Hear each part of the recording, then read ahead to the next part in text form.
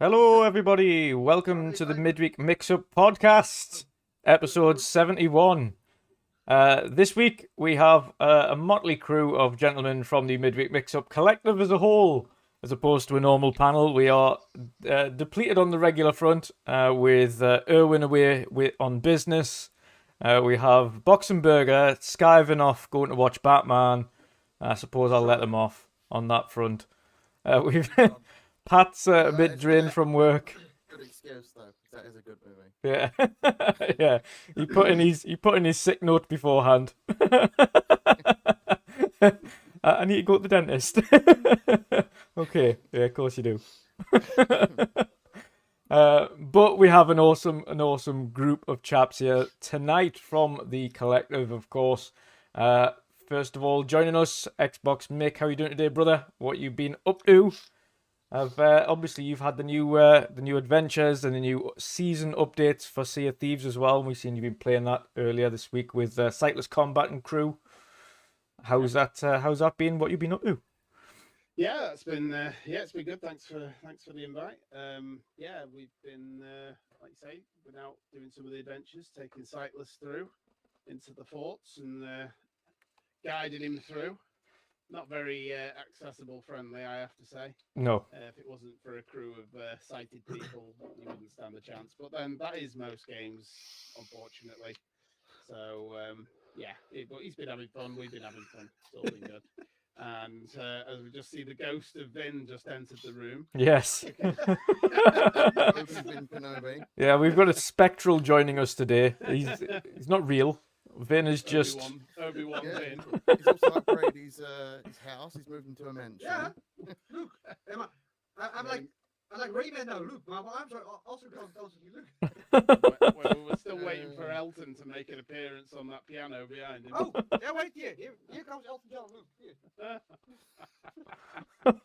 Jesus Christ. He's off. Time him out already. Time out. Yeah. But yeah, other than that, just streaming on Sea of Thieves. That's about it. Awesome stuff.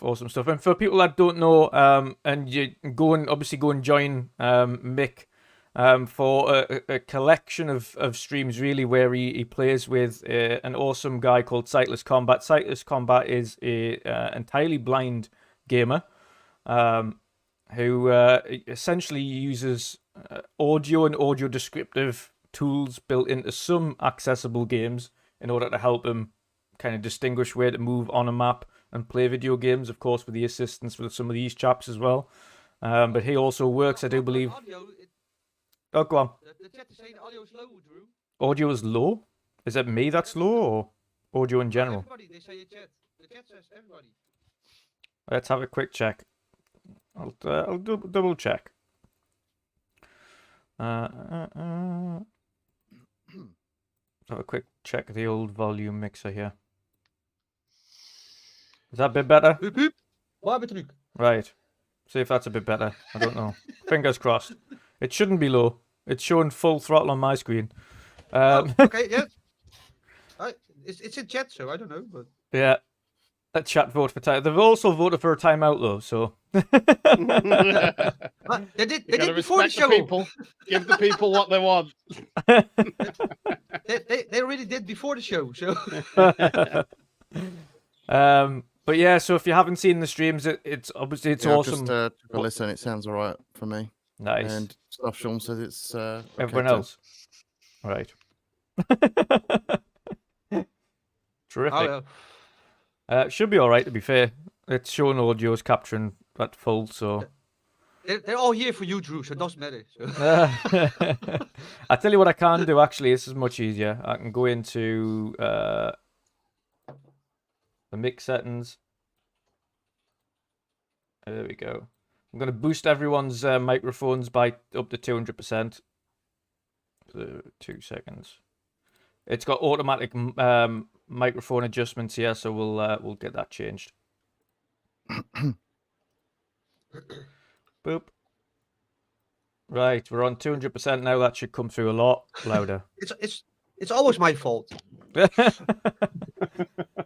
There we go. But yeah, if you haven't already seen, go and follow Mick on YouTube, not on Twitch. Or is it Twitch? Or you both? No, the streaming's on Twitch. Yeah. I haven't had any unboxings recently. Haven't had anything new to show off really. Yeah. For the game Can't afford anything else. Yeah, game streaming. It's on Twitch. No grandchildren. But obviously, go and see that. Well, Accessibility is key. I need possession of this timeout button. We're just gonna put that timeout on. Timeout for Vin.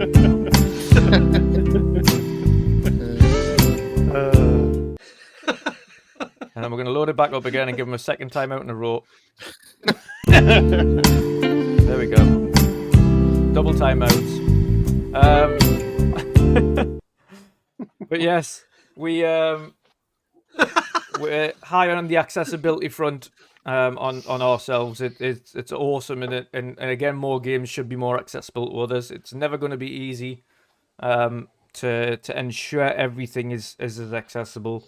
But that's what the likes of Sightless Combat are there for, to assist these internal teams at both Xbox hopefully PlayStation going forwards, and other developers to ensure that they can make their games more accessible to those of different styles. He's loving that timeout emoji. Yeah. But there we go. Next up, then, the rabble of the show, Mr. Hertog Vin. How are you doing today, brother? What you been up to? I'm doing good. I'm off today, and then I got new internet from a new provider, so it saved me a lot of money. And I get in June, I get fiber internet, Nice. and then but my PC died, and then by accident it appears that my work laptop is better than my PC. So yesterday I was streaming on Twitch, and then I got everybody saying, "Hey, you upgraded your stream." I didn't do shit, but apparently I have 1080p 60 frames now. So the laptop is good. So yeah, thank you, Teacher Group. Thank you for the laptop. But yeah, the rest is good. I played some Octopath Traveler because Boxenberger said to finish it at some point now. Yeah. So I did all chapter 3, yeah, and I finished 2 or 3 stories, characters, from the 8. Yeah. I finished 2 or 3, I think. 3. And I got after Well, many okay, months. Guys. After many months, and I didn't sleep through night shift this time for my pickup. So here it is. So now you've eventually got the PlayStation 5, even though you slept through your order last time and missed it. You can harass me all you want now, guys, because I deserve it. I said fuck Sony and I hate PlayStation, but I still hate the Dutch customer support. But the system is good. I'm actually enjoying the PlayStation 5. I mean, the controller is way better than the PlayStation 4 controller. Yeah, it is. Just only the sticks are still in the wrong place. They should have done it the other way around. Sorry. I agree. But the adaptive triggers, they are brilliant, man. That's with the racing, the throttling. What about the battery amazing. life? Huh? What about the battery life on it? I only charged it once yet, but I played like 2 hours, and I think it was halfway empty or something like that.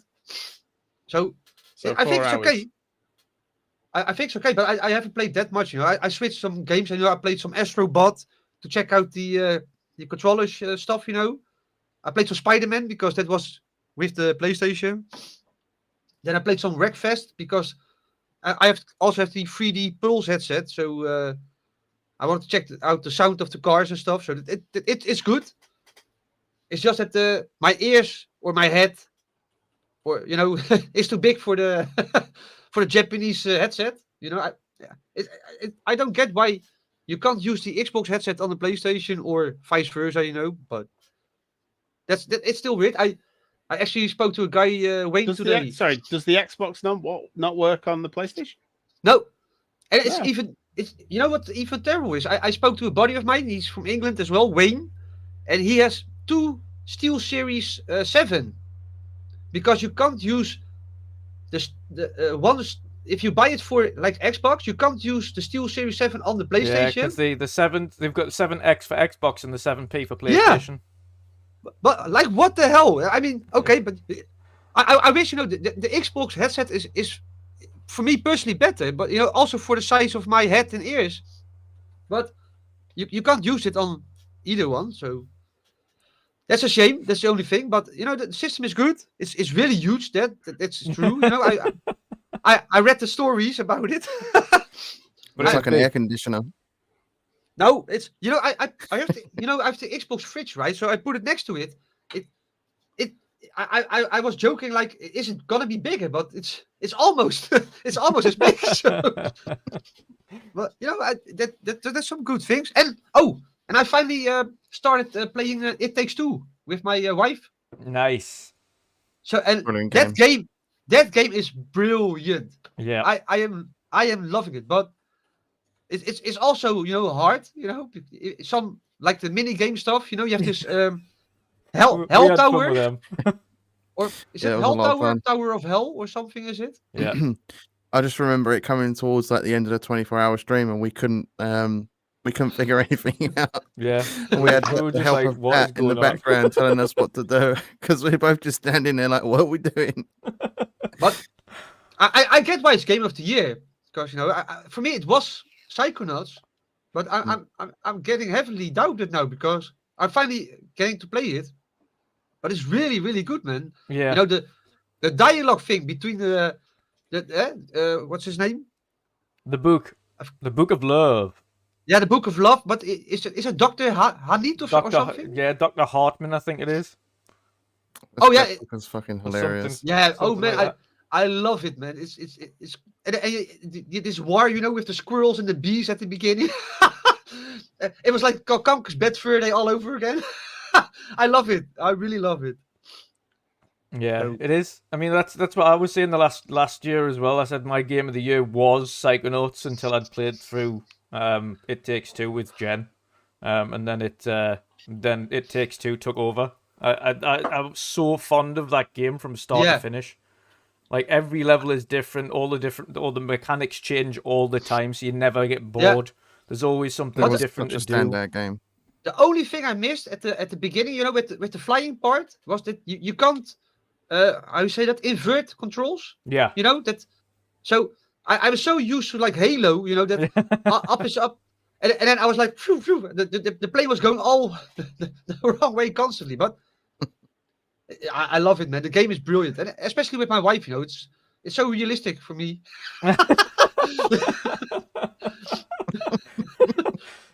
Yeah, she's working. I can say stuff now. Oh, I- awesome. I love it. I'm loving it, and you know the Cody and you know his how you say that, one-liners, you know. Yeah, Against her, brilliant. I'm loving it, man. And of course the parts where you meet the two guys from A Way Out. You know, you can find them in a back room, yeah. and if you smash the buttons, then they have this discussion again. You know? I'm loving it. Brilliant game. It is. It's I've still absolutely got to awesome. play that a way out. Yeah, A we Way do. Out, yeah. Yeah, we do. We Yeah. did say we were going to do a co-op stream and play through that, so Oh, we but- will. So are you two like officially a couple now?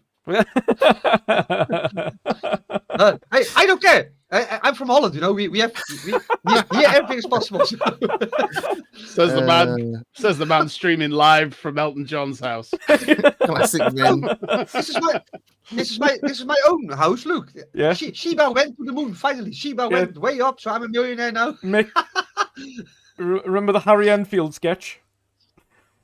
The what? The Harry Which Enfield one? sketch with the Dutch police.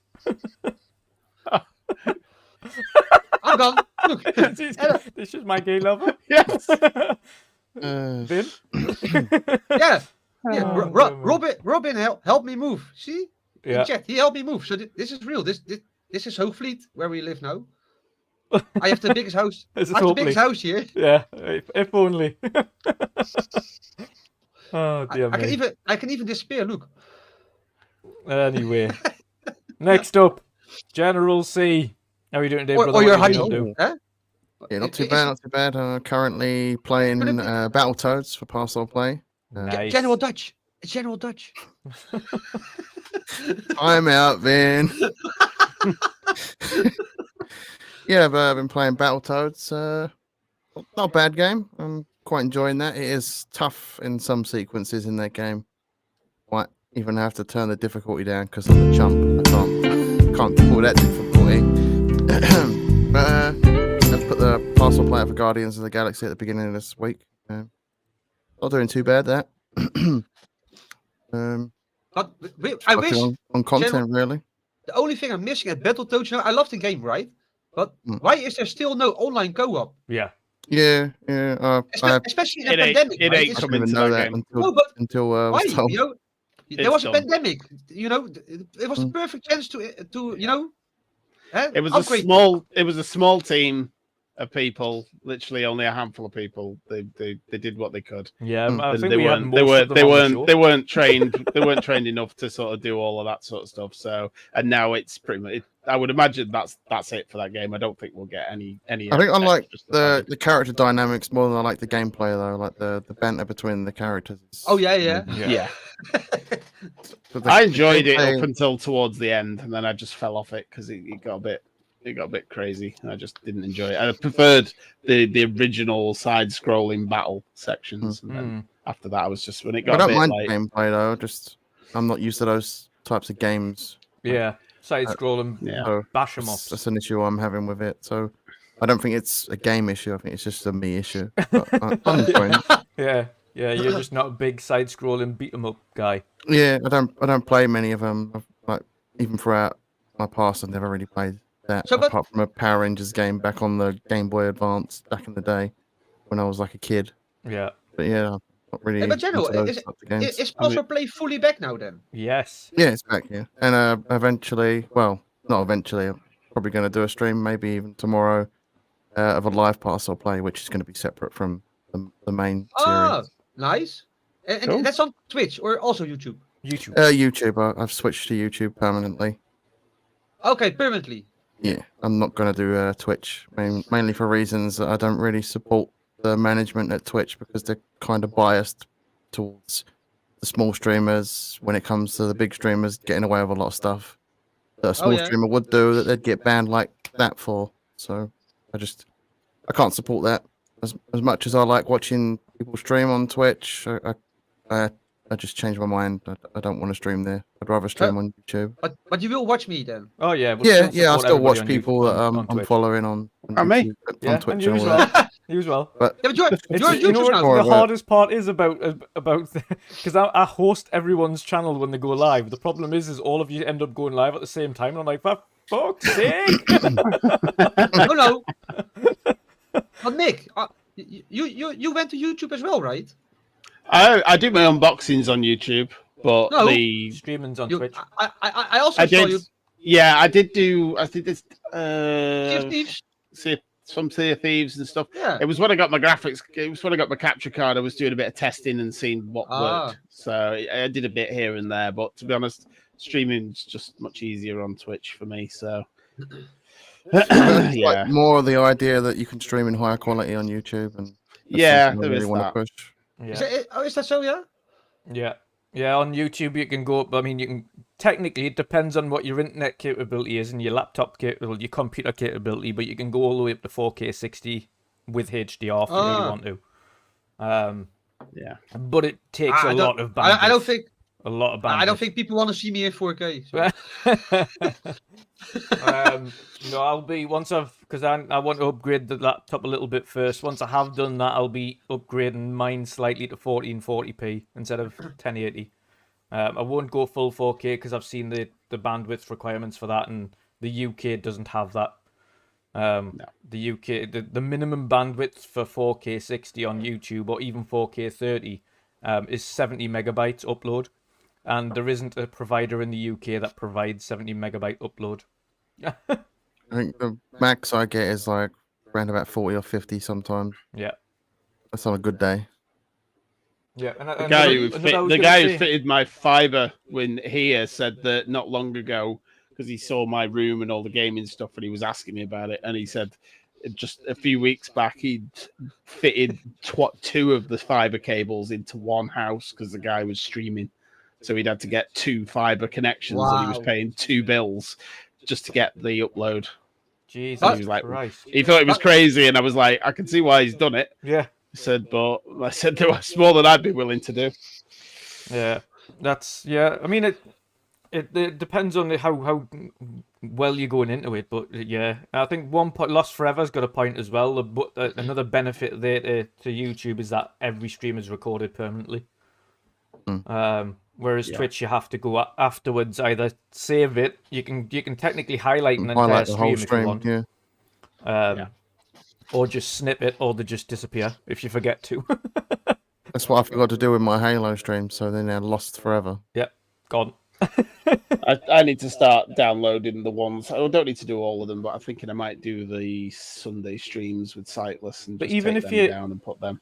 If afterwards you go onto Twitch's dashboard and highlight, you can highlight the entire stream.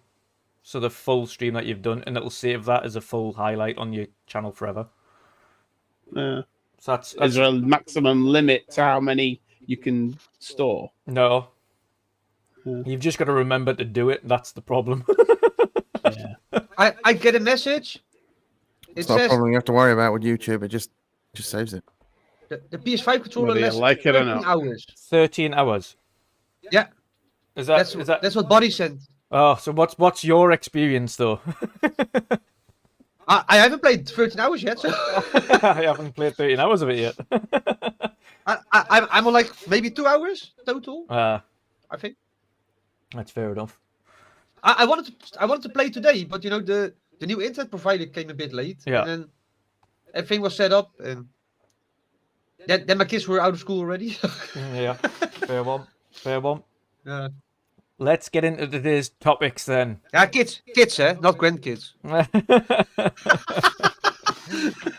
Let's get into today's topics. So first of all, of course, this week, instead of having the text, etc., we have lovely images of each game that we're speaking about, or each company we're speaking about, on the left-hand side of the screen there. First topic today is regarding the news / non-news of developers, studio leads, project leads at the initiative leaving at essentially the time that Crystal Dynamics partnered up with the initiative in order to kind of help with the development of Perfect Dark.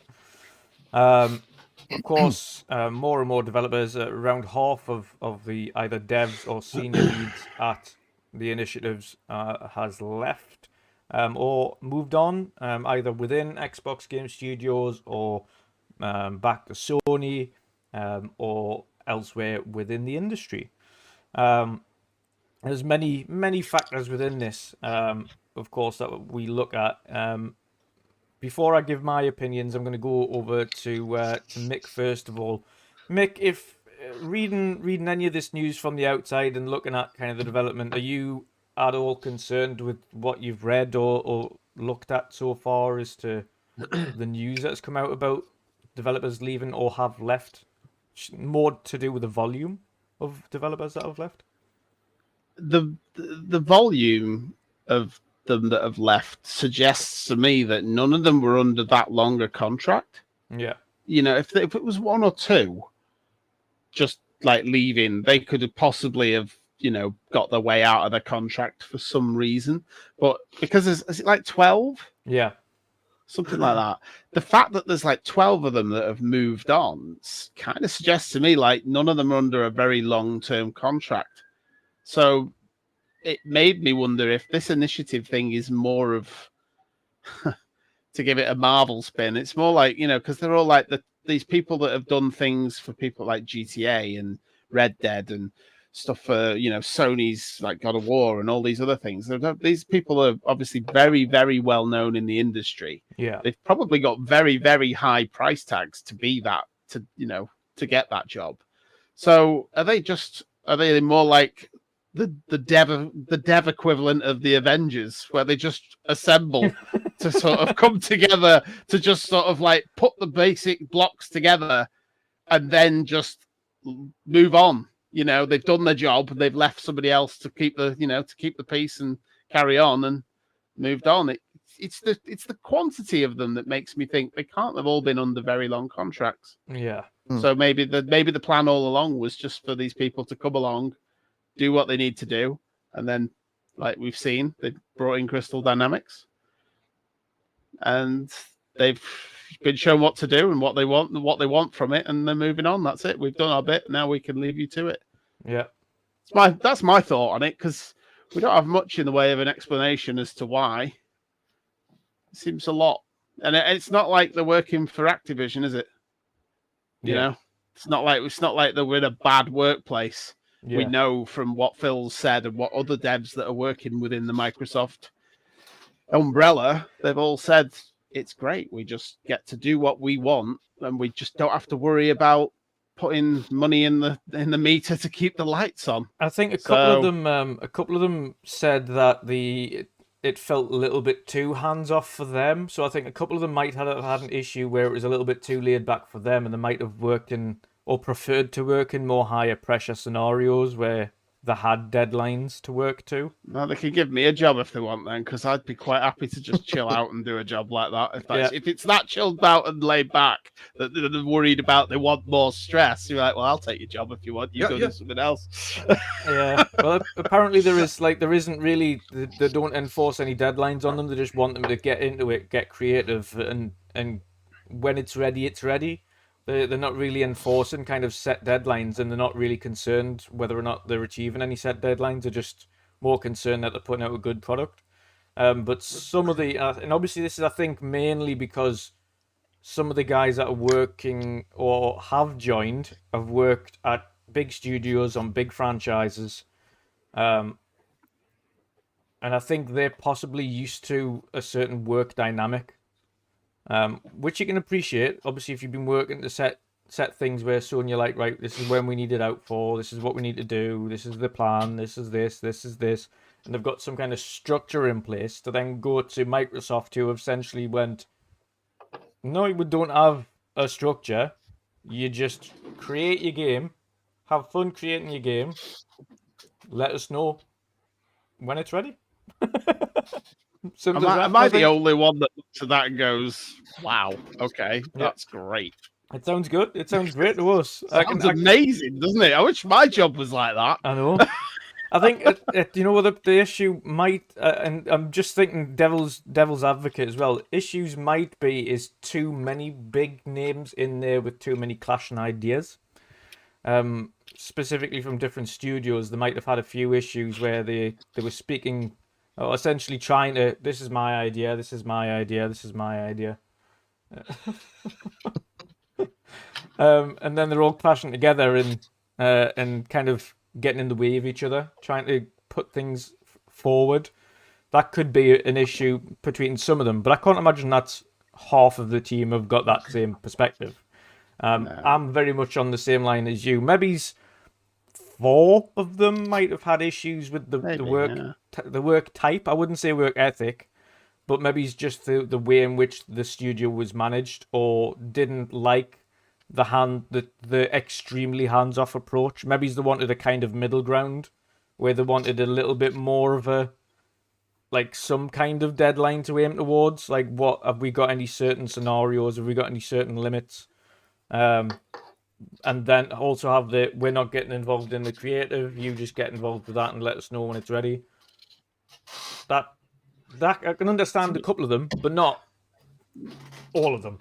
I think a lot of them are going to just be contract-based. It feels like the only people that are suffering in this situation is us, because we're not getting the game any quicker. Yeah. It feels like it's the perfect job for anybody who wants to earn lots of money doing something like making computer games. Yeah. You know, for the rest of us, we're all like, now, hurry, quick, we want this game, give it to us. Yeah. You know, but it's only us that seem to be suffering. Everyone else should be just sitting back going, yay. Yeah. This is wicked. Yeah. I get paid to do what I want. No stress. It's the perfect job. They're living the dream. It is. Yeah. If only, yeah. If only. Vin. Well. What's your overall thoughts on the situation? Having seen, you will have seen it all over Twitter and a lot of people moaning about it and talking about it. But what's your thoughts? Well, I'm just shocked that Erwin is not here, because I love the conversation like you had with Erwin in the private chat. Oh yeah. But I don't know, so that I'm not that familiar with stuff like that, and that's why I asked you about it, because I thought it was just like on contract basis, and then a contract ends, and then you go away again, like that guy from what I thought was from is that Drew Murray or something from Insomniac? Insomniac. Yeah. Yeah. I just thought his contract was done, and he wanted to go back. Yeah. But it was some other stuff. But if you look at Twitter and you have this people at Rare, that are very open and playground games, they just move on from one studio to another and stuff like that. So I was like, okay, it's the same like that. But if you read the story and there's like 4 directors in 1 year leaving, that's a kind of an issue. You have to be honest in that. But you know, it's hard to start a studio. It's even harder to start it, you know, when everybody's working from home. And I don't know. It's for me. It's still, you know, I'm not that familiar with stuff like that, you know.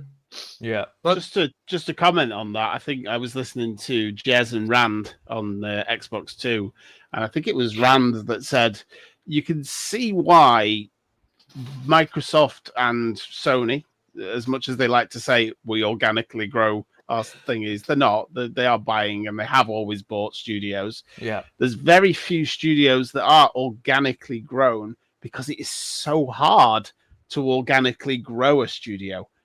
It's not just a case of getting some people together and hoping it works. Yeah. It's a case of those few people, usually a small team, then slowly expand with more people that they get on with, and then more people that they get on with, and it all slowly builds. And that you know takes what? so long to do. I was going to Whereas say, do you know what? buying a studio with all those people who are already got their own culture Yeah. is just so much easier and quicker.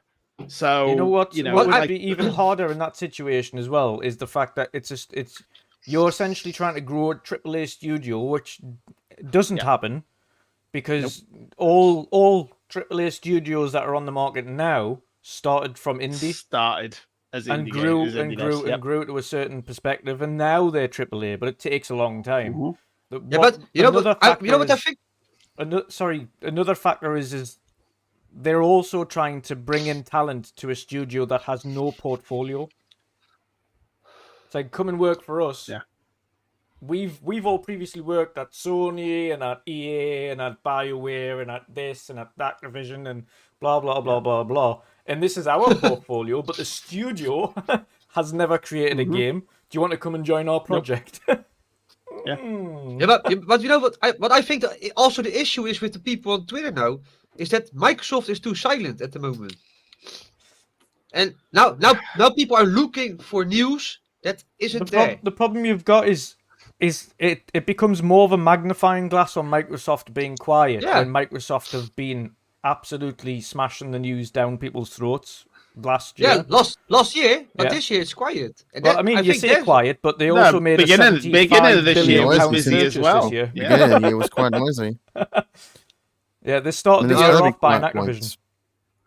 There's going to be quiet points throughout Yeah, but the that's year buying with a all studio. companies. Yeah. Last year we had, you know, this game is coming now. This game is coming now.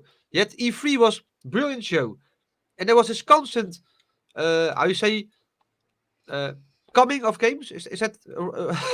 Yeah. Is that the right Yeah, term? it is. Yeah, it's a constant stream. Flow of games. Yeah. You know, and now we have this period where there are no new games, but there's also no new content for the games we are playing. Yeah. Yeah. Nope. I can agree with We that. really where's- should have expected it because of the pandemic. Yeah. Yeah, A lot but of come people on. are worrying you- about the quiet now, but You can we at should least expected have this. some. You can at least have some new maps or modes in Halo. You can at least have some new stuff in Forza. You know, Yeah. it's we have to do- we have- I do have to pinpoint Forza as an odd one because Yes. by this point in Horizon's life cycle, they would have already had the first expansion out. yeah, exactly. Yeah, Yeah, I was just like looking months that ago. up now to find out when the Lego It was DLC and within everything 70 released for days. Forza. Within 70 days of Horizon 4 launch, and the expansion was out. Horizon Right, 5's been out since November, and but Mick, it's Lego was the second nothing. one, right? The first one was Was it the second one? Yeah, Yeah. the first one was the one in Scotland. You know, with the islands. Oh, What's it called? the Fortune Island. Fortune Island. Fortune Island. Yeah, Fortune Island. Yeah. Yeah. That was the first one. Lego was the second one. Yeah.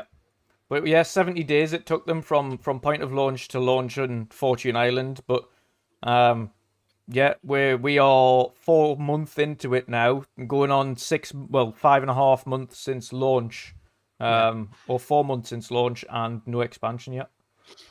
So Fortune Island released on December the 13th, 2018. So the game would probably would have released in like September time, like it normally does. Yeah. So yeah, I mean, I was surprised that we haven't had anything from Forza by now, from Horizon, that is. Yeah. Yeah, but it was the So- same. I mean, I was the same with Crossfire was shit, right? But it's too quiet, where's the flow they were having? They should have continued the flow they were having. Yeah. Yeah, but it's like what I said. We should have really expected this because of the pandemic. At some Yeah. point, it was But- obviously going to slow down. Yeah. Yeah, but generally we had the pandemic last year, and look what Microsoft all brought us. Yeah, but that was stuff that was already in the works. Yeah, but Yeah. Stuff But that you they've get- had to work on is obviously slowed them down because Yeah, they've had to but put certain things on hold and stuff like but we have that. to be honest, right? Because we were mocking on PlayStation because they did that shit last year. Yeah, But- but we all knew that there was going to be a slow point at some point. I mean, it along wouldn't. the You know line. what it was? It I mean, wouldn't have been. this time of year is quiet anyway. It wouldn't have been so much of an issue if, unfortunately, a very large event had been happening in the world recently. You would have already had a big release in Stalker 2. Unfortunately, that's been pushed back due to the conflict and now Obvious indefinitely reasons. delayed. If Yeah. And that's Stalker another 2 had reason why a released lot of these on time, studios are probably being quiet is Yeah. because what's going on in the world at the moment. They don't want to feel like they're just, not caring about these issues and just announcing some stuff just to announce it. Yeah. At the moment, you the get- world But is in a they, tricky spot. they could at least have a show where they were showing progress of the games they are making, right? Yeah. Sony does the same. They're showing stuff like 3 years in advance and are constantly, oh look, here's 10 new seconds. Okay, but at least they're doing something, and it's too quiet now, I think. Even But- those shows though take time. There's planning and video and recording that needs to be Yeah, done. but So, So Sony they've said in the past when they do those, like even at E3, even when E3 used to come along, and somebody would come along and go, right, we want to show this in June. Yeah, but It so- took a whole team of people away from what you're doing to just Yeah. do that filming and make that little clip, make that series of clips, and I- get someone to voice it and all the rest of it. And it does take time and probably I- a lot of I- effort that people don't have. Unfortunately. I get that, but there is stuff that you can bring out. You can see, like, give us some early gameplay of Fable. It's well, here's 4 years, some- 5 years making. You Give might- us early gameplay of See, I Project don't know Mara. about wanting to see early footage of Fable though. Like, you'll see the early footage, and then the game might not even look like what it's going to look like in a year's It's a- time. It's a double-edged sword, isn't it? Yeah, I it's a agree double-edged with Where- sword you. every time. Me I need personally- news. Me personally, We all want I'd to rather- see it. Well, I tell you, in terms of news, if any of you guys watch Xbox Era or that awesome crew there, who again, congrats on the 100 episodes Yeah, for the congrats, Xbox guys. Era Well guys. Yeah. Um, Well done, brother of Aaron Greenberg. and obviously getting Big Phil Spencer on as well for a 15-minute interview there. That was awesome to see. But if you had listened to them, as from what they're hearing, and they are pretty reliable, Nick's sources are pretty much spot on the vast majority of the time. The current plans for this year for Microsoft are an event/show of some form in May, and an event/show of some form in September. Instead of And I prefer those bigger and shows. to be June was honest. not mentioned, surprisingly.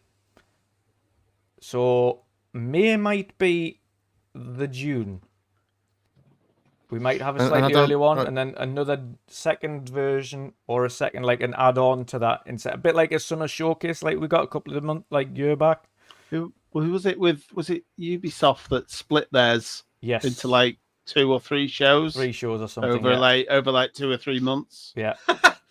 So I think But I Yeah, see it that was awful. happening. it was awful though. It was Yeah, really I was- bad. you know the thing was is, I think 3 the, shows and not one game interested me. I think the Yeah, thing we've yeah, got this you're right, time yeah. as well is the studios greatly increased since. I mean, yes, last year we had the Bethesda Xbox E3 combined, but at that point Bethesda didn't have anything to show other than here's Starfield and then some Elder Scrolls and some Fallout Online updates, some expansions and things like that.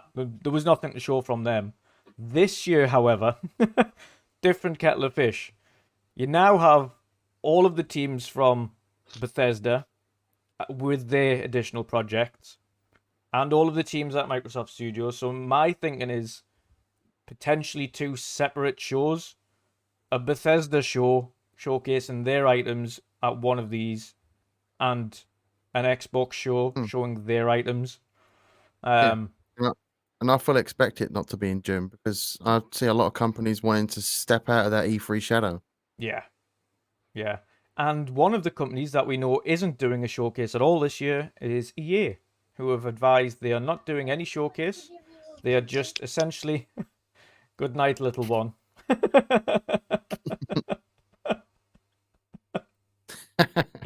Bless her. Bless little B.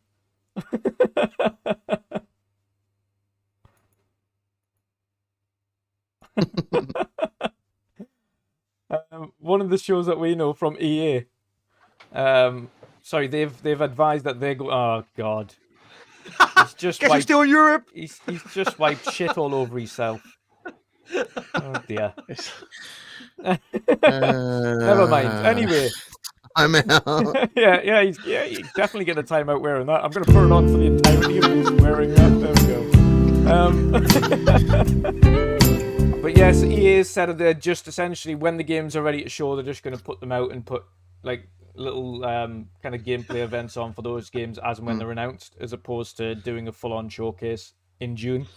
To be honest, I think EA need to do that right now with the state they're in, with especially Battlefield fans. Their Battlefield fans are foaming at the mouth, putting it lightly. They're foaming at the mouth because of how pissed off they are with how Battlefield has been treated. How them as a community have been treated. Oh, 100%. Yeah, Battlefield's an absolute shit show, to be fair. It's an absolute mess. He's like a kid with ADHD, isn't he? Oh, compared to you, everybody's a kid, right? So. Mick, I'm gonna give you. That's the time out, right? How do you type that timeout thing? I need to learn how to do that. If you're a channel member, then you have this emoji, or is that emoticon? What's it called? Little emoji face. Yeah. Yeah, you get that. Gotcha. Yeah, he's like, yep, straight on. But yeah, so it's no, Jesper, no. I fully expect it to be a split showcase this year. So Vin, you shouldn't have too long to wait. If that is to be correct, it'll be May when we start seeing the first wave of updates for the year, and September's the second wave of updates. I hope so. Of course, today we had the ID at Xbox Showcase on Twitch. We didn't catch it. We didn't cover it. Of course, we did cover it last year, and it was bad, extremely badly paced. Took the focus away from some of the games at times. Mispronounced games, got developers' names incorrect. Quite a wave of. Was that the show with the streamers that were more King of Iron? King of Iron, she said. Yeah. Oh, that show. Yeah, that's the terrible show. That you were covering it. It was like shit. Yeah, and it was a 4.5 hour show, and we covered about 2.5 hours and stopped. Yeah. Yeah. But don't worry, guys. If you can see at the top right of the screen, that way, top right of the screen, the Indie Showcase 2022 in April, April 23rd, we have you covered. A proper Indie Showcase, where it's games, and giveaways. So join and have fun. Yeah, up there. Yes, yeah. Ooh. Well done, General. Jen knows. But General, you have to promote Manscaped as well because it's above you as well. So yeah, have you shaved? have you shaved, General? Yeah, I did it earlier. I've actually mailed it all to you, Vin. Oh, nice. Can I put it in my vapor then? Can I smoke it? If you can do whatever you want with it. Anyway, I will. Jen, what's your thoughts overall on the situation? I'm not too worried, to be honest. Like other people have said, we've seen basically nothing of Perfect Dark, so doesn't worry me too much. As far as I'm concerned, that game is so far out that I don't need to worry about it, and neither should anyone else, because we've seen virtually nothing. Yeah. But And it like- is episode for you. It is puzzle play episode. I probably will do an episode on it, Yeah. yeah, eventually when it finally comes out. Yeah, But, you'll be 40 by but then. to- But Maybe even 50. But yeah, like it's a new studio. These studios are going to have their growing pains and their teething issues. Yep. So they're going to find staff members that don't fit in there, that come, they spend some time there, they move on because it's not something they want to work on, or it's not something that they want to be a part of. And then they're going to be replaced with people that do want to be a part of it. It's just how it works with a new studio that's being built. There's growing pains. People come and go all the time with studios that are just getting off the ground. yeah. So it's nothing I'm worried about. Yeah. See the game when we see the game.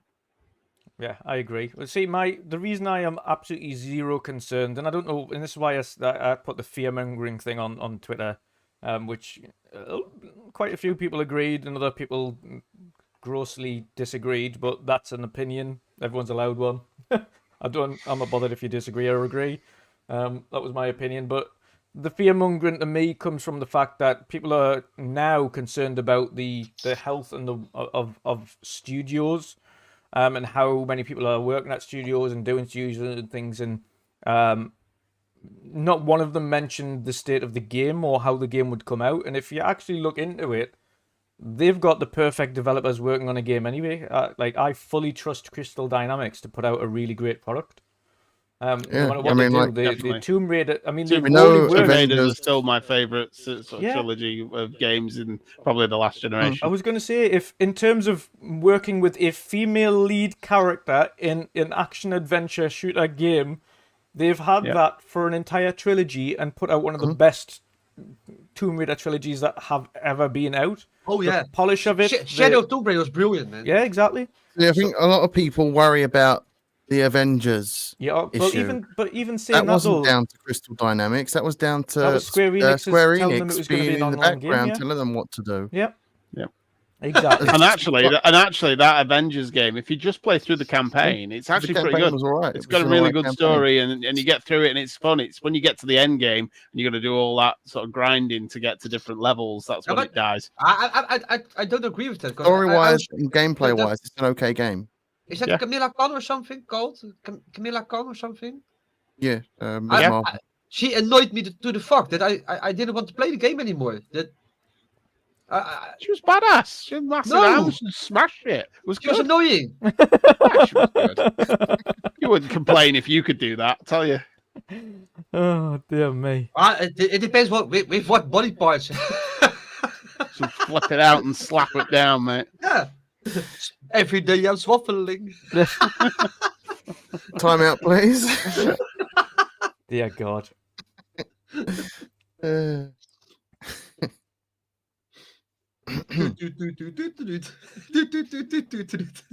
Every day I'm swaffling. Yeah. Anyway, time out. Thankfully, yeah. So I don't. Overall, there isn't. I don't think people have got a right to be critical. They've got a right to an opinion, which is fine.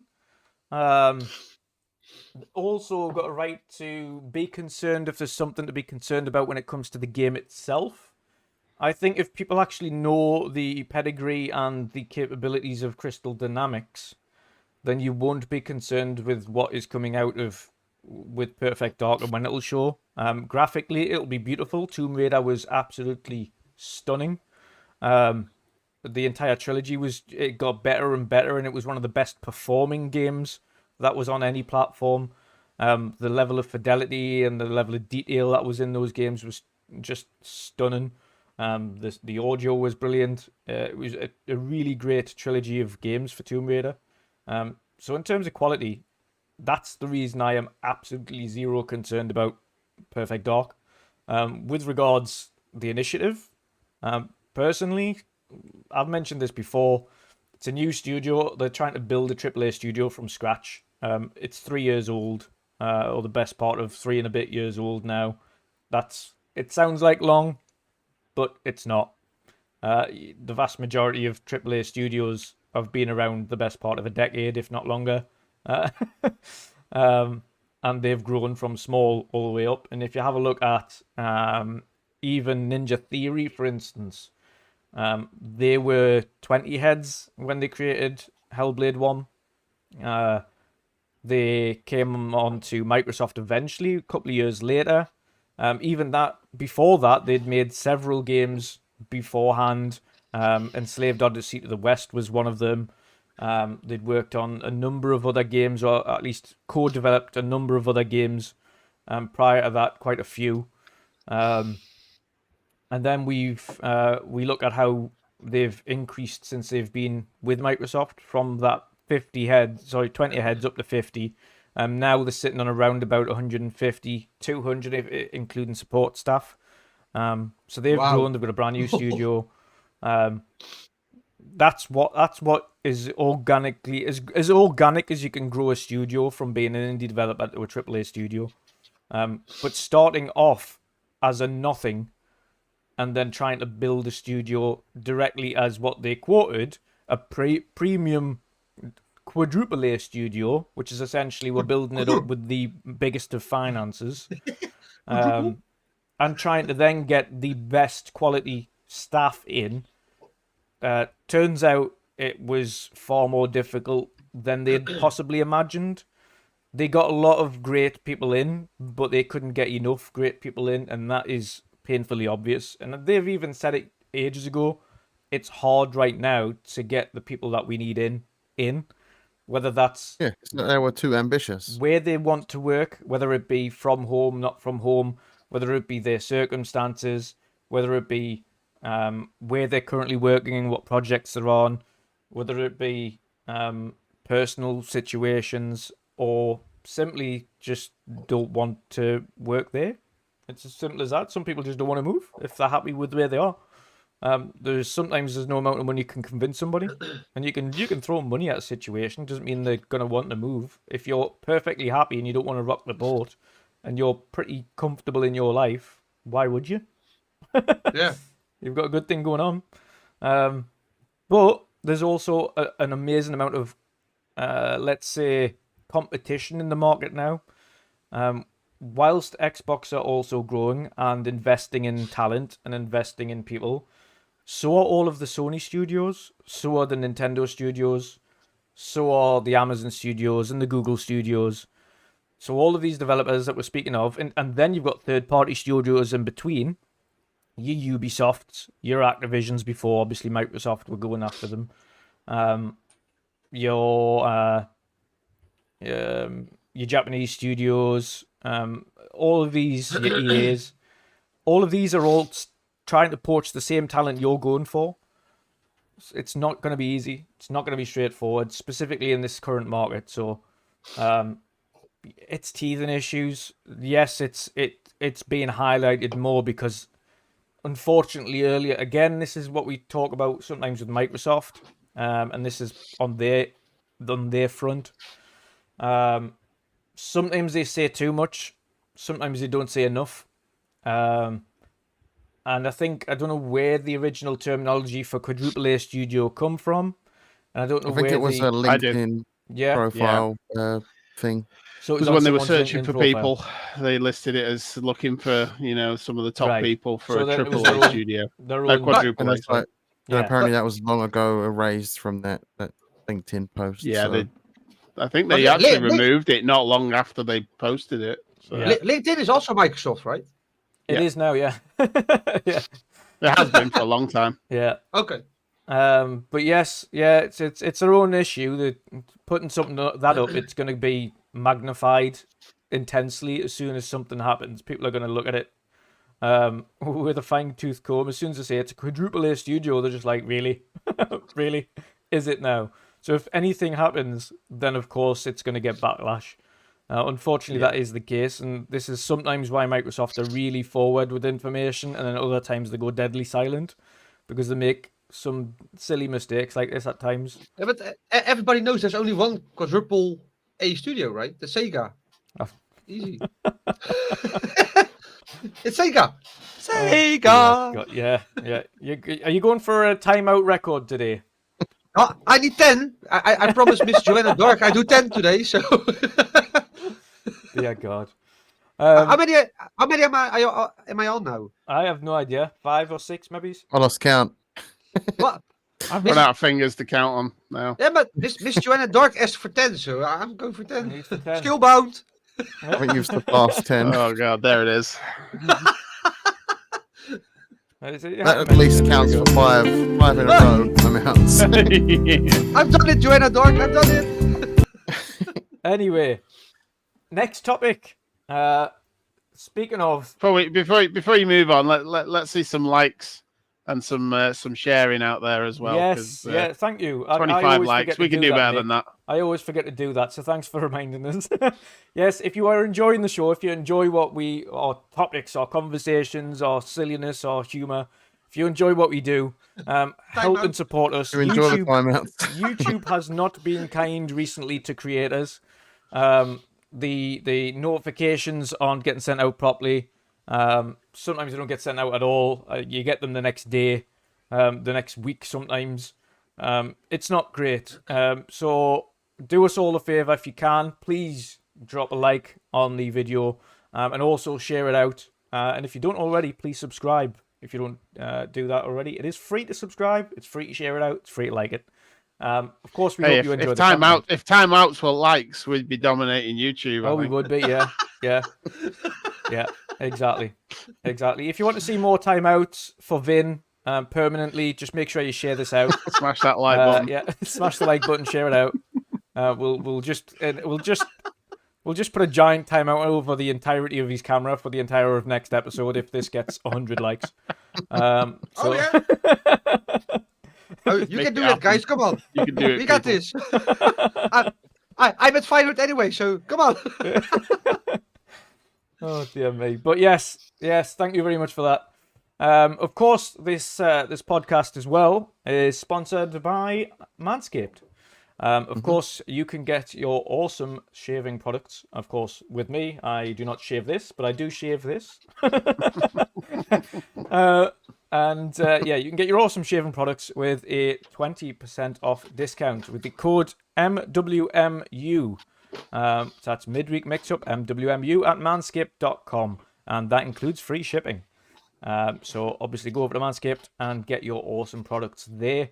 Highly recommended. They are water resistant as well, so you can use them in the shower. You can, of course, they are soft bristled as well, so don't catch, don't pull. Yes, Jen. Oh, you're pointing. I thought you were just saying. He's pointing to Manscaped. Hello. I've got a question. Yes. I've got a question, my love. Oh, I'm pointing up at the Manscaped. Yeah. Oh, yeah, me. So. You need to do like the TV hostess. It's like, Oh, this way. Yeah, but I am a ghost. I am a ghost. Look, Oh dear me. I'm done. See? But yes, other than that, next topic, Square Enix.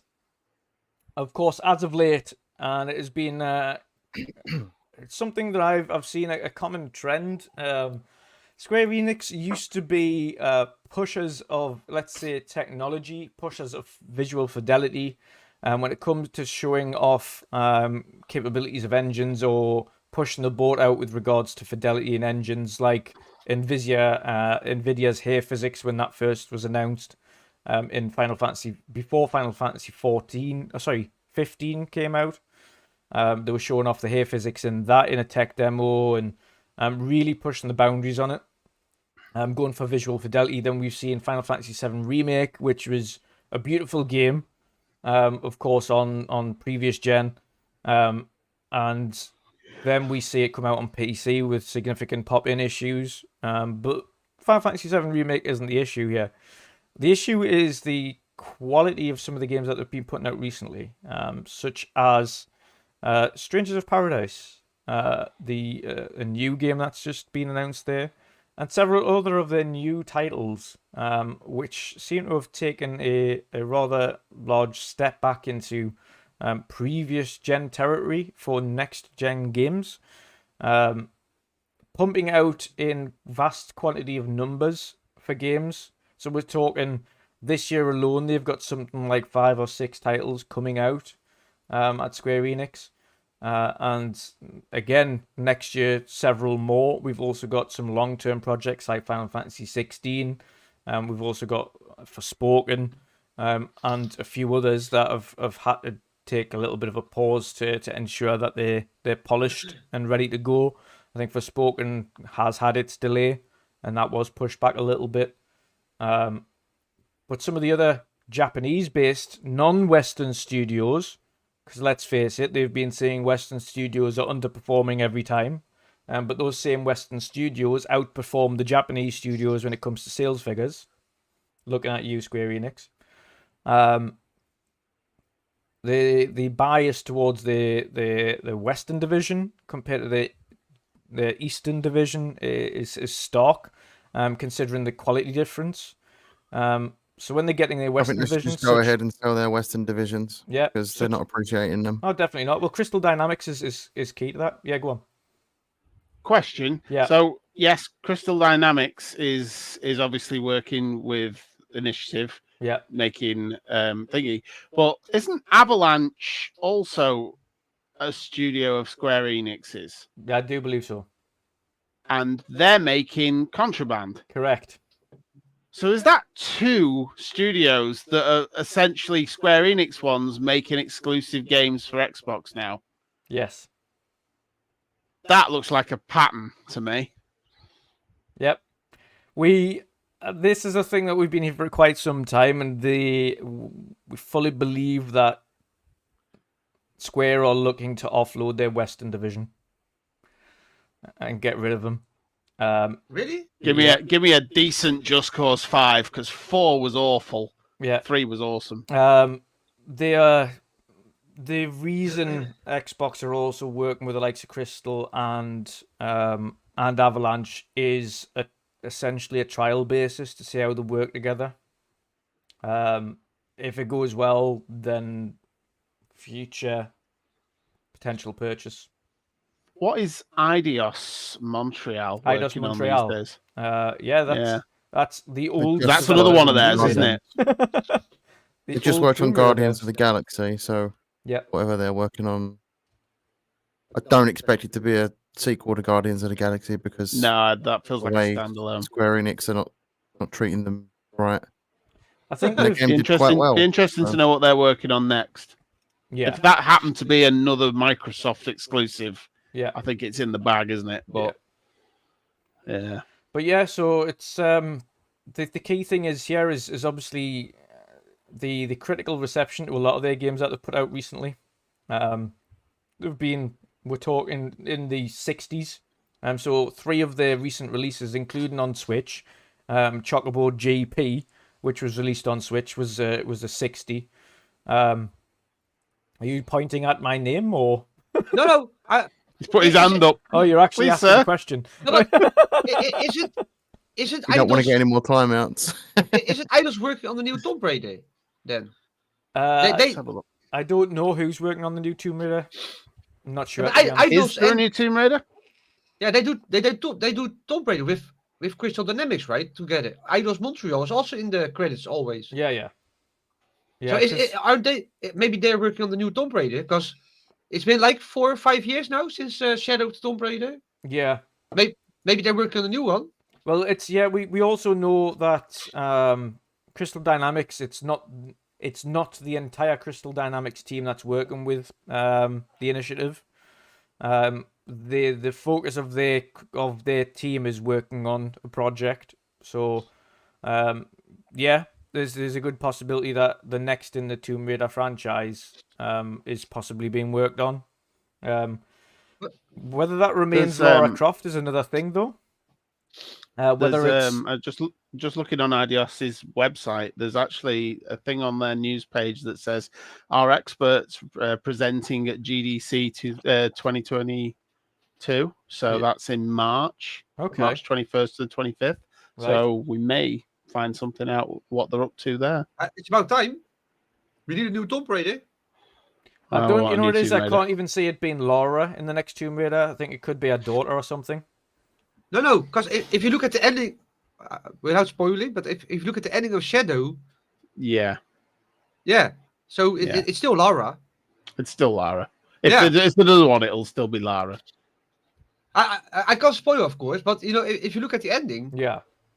it's so how you say that obvious Yeah. that she's coming back. Yeah.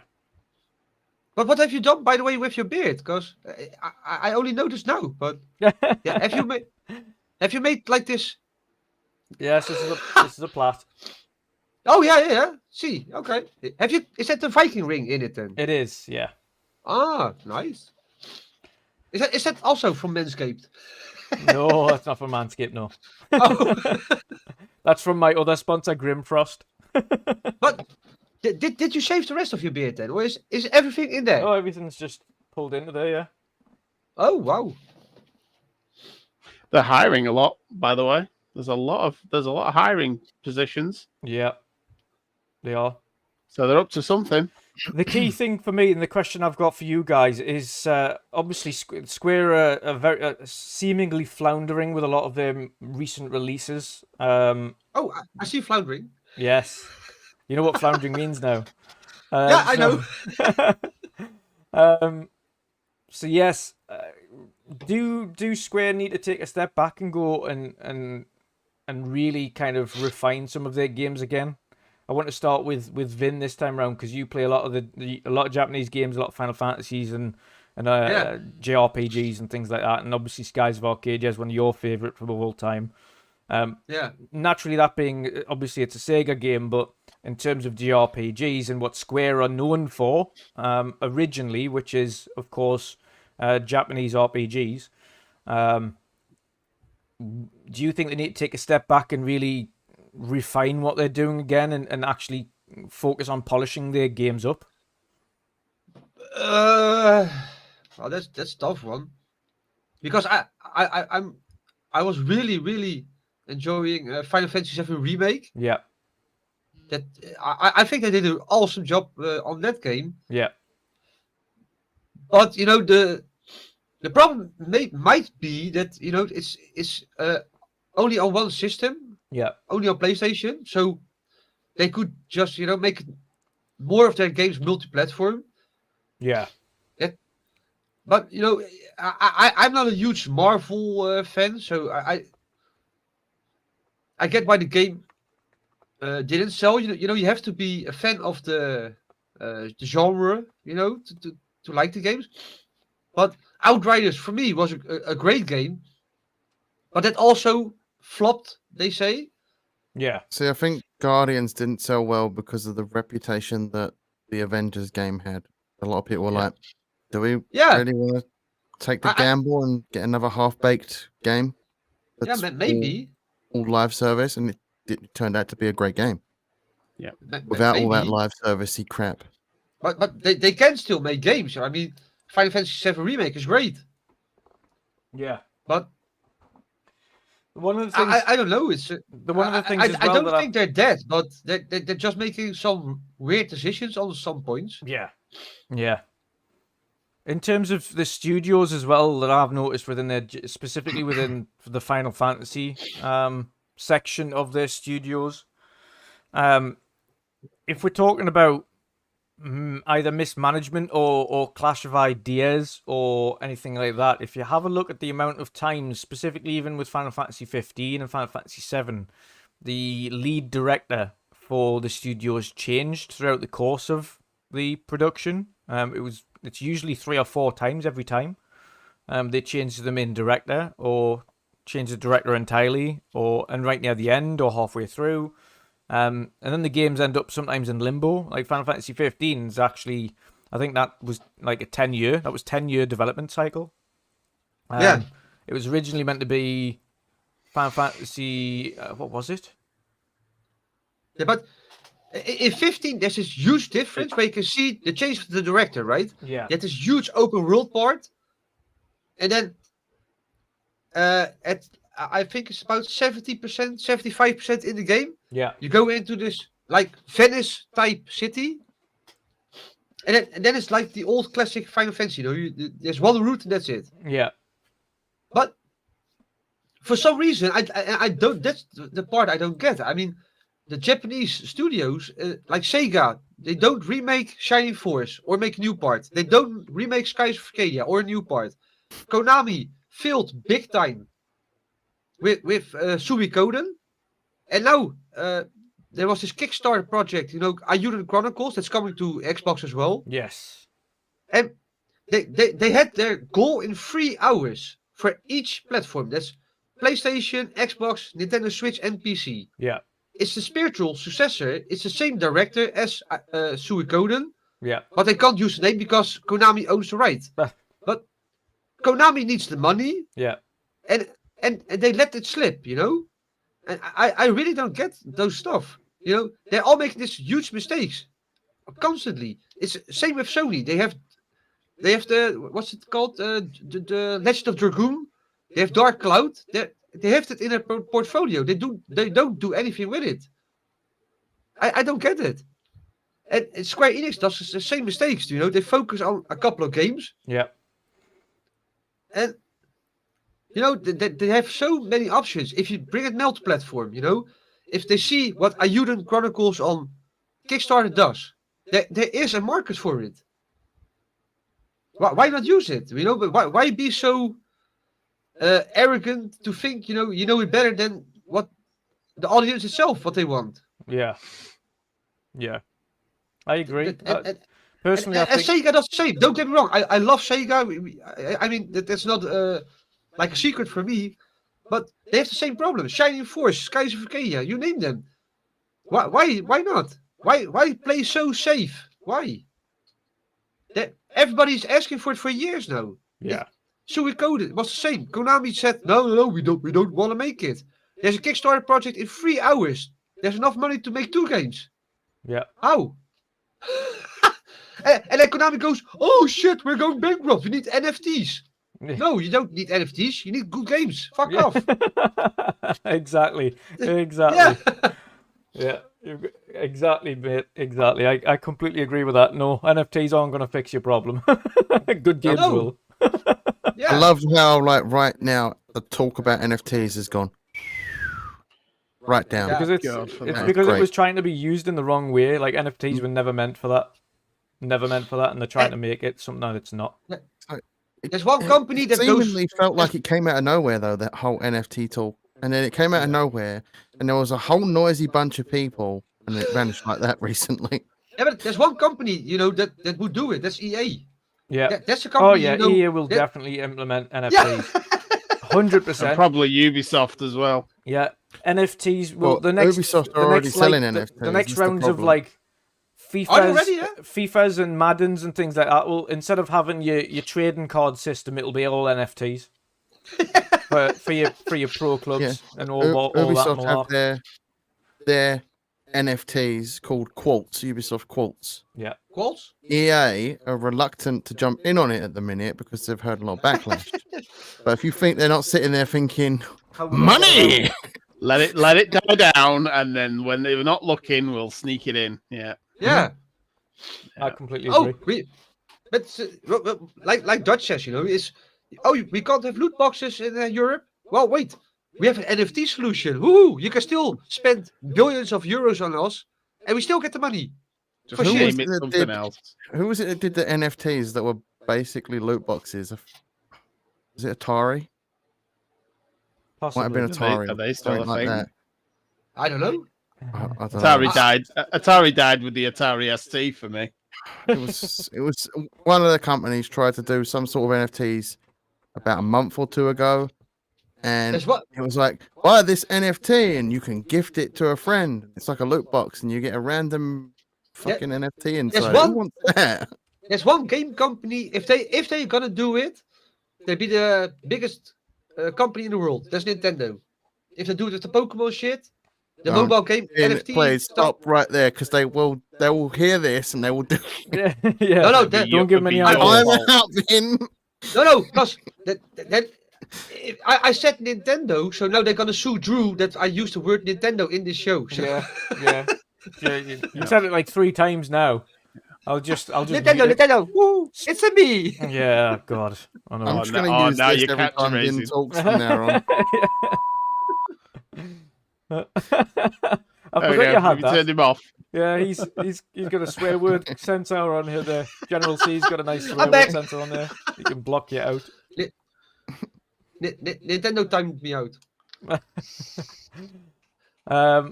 Mick, what do you make of Square Enix's really? I would personally, after Final Fantasy VII Remake, which was good, didn't go. It still isn't the direction that I want, because I don't want the Final Fantasy VII game sliced into 4 versions that are going to take the best part of 2 decades to come out. I agree on that, Drew. Yeah. Yeah, no. If you even that aside, the output from themselves, from their internal companies, I'm not going to include Crystal Dynamics in here because they have a lot of pressure from above to include things that they don't want to do. Again, the likes of Eidos, Montreal, exactly the same. Avalanche, exactly the same. They're unfairly treated by the Japanese studio or Japanese company, personally. But I think we've seen that via all their reports. They're very quick to jump on blaming them when they've had a really bad time, or sales haven't lived up to expectations despite hitting 8 million sales. But then if you have a look at the performance of their own titles, like Final Fantasy VII Remake, etc., they barely scraped that 8 to 10 million mark ever. The highest rated game, or highest sold game, I do believe, is the original Final Fantasy VII.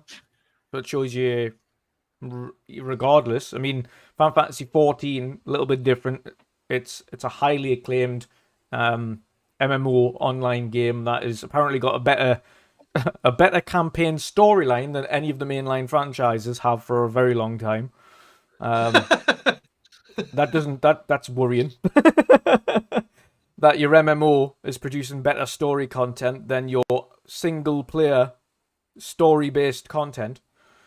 But then, like I say, then you see the quality of some of their most recent titles. Mick, what do you make of it? Do you think they need to take some time out, take a step back, maybe get less hands on with their studios and let their studios just be creative again? Yeah, I mean, you're right. Any studio that's just pumping out games for the sake of pumping them out and not really putting the full effort into them needs to have a rethink. And this is I mean, it feels like every other studio is, just because of the pandemic. It feels like every other studio is like, slow down, we're struggling, let's just take our time, delay stuff, and take the time. It's not great for us lot again, but it's an obvious, it's a I forget what the word is, but it's a necessity of of the times, I suppose. But for me, I can't think of anything really apart from, I love Just Cause. Yeah. Just Cause games have always been great. Yeah. Apart from the 4th one, which was all right, but it peaked with 3. At least it's in Gamepass. It went downhill. Yeah. So obviously Crystal Dynamics making to the Tomb Raiders, they are 3 of my favorite games of last generation. Yeah. And who's the other one again? Avalanche. Avalanche. No, we said Avalanche. They're just Eidos Montreal. Eidos. They make Deus Ex and Thief. Yeah. 2 games which I've enjoyed in the past that have been shelved. Yeah. So I mean, if they can break away from Square Enix, I would be quite happy for Sony to buy up Square Enix and keep Final Fantasy to themselves, because I have no interest at all in Final Fantasy. Yeah. So it doesn't bother me in the slightest what they did with it. You've got a PlayStation now. What are you on about? You can just go play it on that. Yeah, but if you're a gamer, you got a lot of Final Fantasy. No, I enjoyed sort of 8, 9, and 10. Yeah, I don't agree with that. What do you want to see? What do you want to see? Get the whole console. No, I'm joking. Well, the black one, obviously. Oh, I'm gonna get my forklift. Yeah, wait. Yeah. Don't make me get the Duke down off the wall. Just the reversing sign. That's... But can you get up then? Just bringing the PlayStation 2 minutes. Not without knocking the camera. I can't. No. But yeah, so I'm not. They don't really do anything for me these days, Square Enix. There's just those few games, and they seem to be not paying much attention to them. Yeah. Like Vin said before, it'd be nice if we hope that there's going to be a. It's bigger than you are, Vin. You say I'm the old one. You say I'm the old one. You're the one that's going to end up with a bad back carrying that thing around. Time out written on his PlayStation. Oh! I can't work anymore. So if they could get, I really hope that they do sort of release those Western devs that they own out, even if it's not to Microsoft, even if it's just make them independent. Yeah. If they break free, and you know they could do what they like with Final Fantasy. For me, I have no interest in it anymore. But yeah, I think a lot of they need to put more time and effort into some of these games they're making now, because I watched the Sony show the other day and it felt like every game that was on there was a Square Enix game and they all looked like Final Fantasy. I know they weren't all, but there was quite a few of their games on there. Yep, all the same stuff. Yeah, so none of it I had no interest in any of it. The only game that was on that show that I did have interest in was the Turtles Cowabunga Time collection.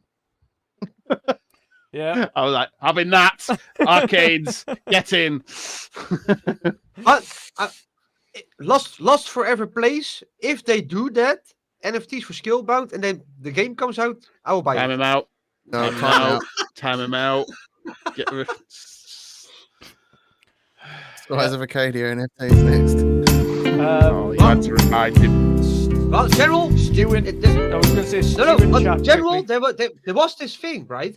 Sega was gonna make NFTs, and with the money from the Skies of Acadia NFTs, they want to remake the game. But because of all the, backlash against NFTs, that plan got rid. So there is a chance that I won't get a new Skies of Arcadia because of the NFT shit. So, but one side I get it, and one side I'm like, fuck. That was my chance to get finally a new Skies of Arcadia. But you know, it's. You had your wallet at the ready. Yeah. But I don't know if the stories are true, right? It was on this thing. That Reddit thing, you know, Reddit God. or what is. So I'm not sure if that's true, but it was on there. If it was on Reddit, it wasn't. It's okay. Yeah, They put it on there just for you because they know you keep talking about it. yeah, they just seen Yeah. that. Vin's a big fan. You might as well go to Reset Era. Yeah. No, What's that? to I don't even know what that is. What is that? To Stu in chat, no, Halo Infinite is not coming to PS5. I don't know what that's about or where that is. Oh, Vin sent me something. Cropped from. Not Vin. Stu sent me something on Discord about, what was a tweet about Halo Infinite coming to PlayStation. No. Not unless you ask for the Game Pass. I think, is it that with the story that people on PlayStation really thought that when Sony bought Bungie, that they thought that Halo would come to PlayStation? Probably that. Yeah. I met a guy that I work with who thought that, and I was like, what have you been sniffing? Copious amounts of glue. Yeah. I didn't know they it's sold glue it's that an strength intentional anymore. troll. There's something wrong with you. It's funny, but it's an by the way- intentional troll. Yeah. I found out that did you know that there's an Xbox mascot in Astrobot on the PlayStation? A what? Xbox mascot. You know, Crash Bandicoot. You can find Crash Bandicoot on Astrobot. I knew that was coming. I should have expected that. But yeah. Anyway, Jen, what's your final thoughts on the Square Enix debacle? Do you think they need Personally- to just take a step back and actually let their studios get on with things? Yeah, I do. But personally, I don't really play too many Square Enix games, to be honest. There's only one I'm really looking forward to, and that's that Forspoken. Yeah. That's the only thing that appeals to me, and I'll probably will get that on PC Yeah. because Same. I'm in no rush to get a PlayStation. Yeah. get it simultaneously released on PlayStation and PC or not? Or is it like Uh, 1 year? No, it's, No, but it's it's coming out simultaneous. both on They're both coming PC out at the same and time. PlayStation at the same time. Yeah. But yeah, like recently, Square Enix have had a lot of fouls with their games that are live service. Yeah. We've experienced it with Marvel's Avengers. That was it Babylon's Fall that they published. Oh God, yeah. That was a failure. 600 people on PC bought that. That Steam. got, that was as lowly, essentially just as low, if not slightly minor higher Metacritic score than Crossfire, but not far And then off. they just had that Chocobo GP Chocobo GP, game. which was like a 60 That's the or a one. 50 or something. But that's getting a lot of community backlash because of the live servicey stuff that's in it. Apparently, there's a light version of the game that's free, and Really? a version of the game that's 50 quid or something. Of all things? Are you telling me no they're putting idea. microtransactions in a Sony game like they did with Forza Motorsport 7? Yeah. No, it's Gran Turismo. But yeah, like a lot of those Square Enix live service games have flopped recently. You'd think they'd go, take a step back and go, live service is just not working for us. And then they need to come back to the table and go, well, let's figure something out because this live service stuff isn't working. Yeah. Yeah, but It's fouled for them more times I don't get than it. count at the moment. I don't get you have Chocobo Racing, right? Yes. You bring it to one platform. Yes. And it's the only platform that has Mario Kart. Yes. Why would you do that? Yeah. You can't win. Yeah. What? Yeah. This is the same. And that's This the is the thing as same well, Mario right? Kart as well, where they've said they're bringing out something like, what was it, 40 tracks? Every track Every from track all the that's ever been previous made in games. Mario. From what Yeah. I've read and seen video-wise, I watched a video by Young Year, who I'm subscribed to. I love his videos. He's got some really good content. Yeah. He talks about it, and he said that apparently if you open up the game, you're immediately greeted with, "Oh, buy our microtransactions." Why? Why does it have to be pushed in our faces like that? Yeah. Yeah.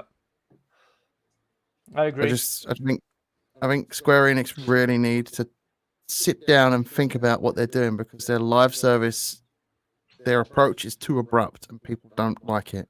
Yeah. I agree completely. I think it's like I say though, it's they're either they're getting far too involved with the their Western studios and telling them what to do, and not enough involved in their Japanese studios and how they should be. Because the Japanese studios are essentially unregulated, just crack on and just put out whatever. And the stuff that comes out from the Japanese stuff is sometimes borderline terrible, and they never mention it. They don't publicly shame them like they have Crystal Dynamics. I mean, have they even come out and said anything about that Babylon's Fall? Because No, that was a Japanese they never said developer, anything. right? If that was their Western studios, they would have come out and said, "Oh, it's a failure." Yeah. It's a failure. It's grossly underperformed. Marvel's Avengers might have been a failure, but it sold a hell of a lot more copies than Babylon's Fall. Yeah. Exactly. It's no wonder. I mean, it's no wonder Platinum Games were out there trying to pimp themselves out the week before it came out. I know. You'll start Vin off. Please buy us, please. Yeah. Why? What's the matter? Nothing. Everything's fine. We're not panicking here. But yeah, like we've seen their live service games foul. You think they'd take the hint the second time, but they're on like the fifth time now. Yeah. They've doubled down. Why would you double down on something that you're failing to do? Because you can't do it correctly, and we've only seen a handful of people do live service correctly. One of them is Sea One of of them's Thieves. Fortnite. The other one's Fortnite. So you've got Sea of Thieves and Fortnite that do live service correctly. Yeah, more we sure said before as well. once Marvel's Halo Avengers did have a finds- good story. It did. Once 343 find their feet with Halo, that will be another great live service game. Yeah. When they can get it to the point where they need it to be. Right now, as a live service game, it's Terrible. not that great. Yeah. It needs more content. It needs a lot more content. Yeah. It is severely lacking for a live service game, as is Forza Yeah. Horizon, which as much as it's an absolutely amazing racing game and live service game. Unfortunately, there is no additional content outside of the regular seasonal changes, which happen every month, every week, / every month, whatever it is. There is the DLC, the actual content, the expansions that we paid for as consumers. I purchased the £100 version, which included the expansions that I haven't got yet. Same here. Yeah, and I always purchase them. And it can get worse, right? I mean, there is a paid expansion in Destiny 2, which is in a vault now. Yeah. I can't play. I can't play DLC I paid for because it's locked away by. Yeah. I think what Bungie need to do is they're working on the next iteration of Destiny, whether it be Destiny 3 or if they just scrap the number entirely and just call it Destiny again, is make all that content again and give it to people for free. Yeah. They need to build the platform as a platform, not a platform that has got limited capacity. Yeah, a platform that removes we've got to dig that up and throw it in the vault. Imagine if Sea of Thieves did that. You just they're like, the next season we are removing this island over here. We are adding a new one over there, but that one's gone forever. That is the thing that is putting me off of returning to Destiny. I really wanted to return to Destiny.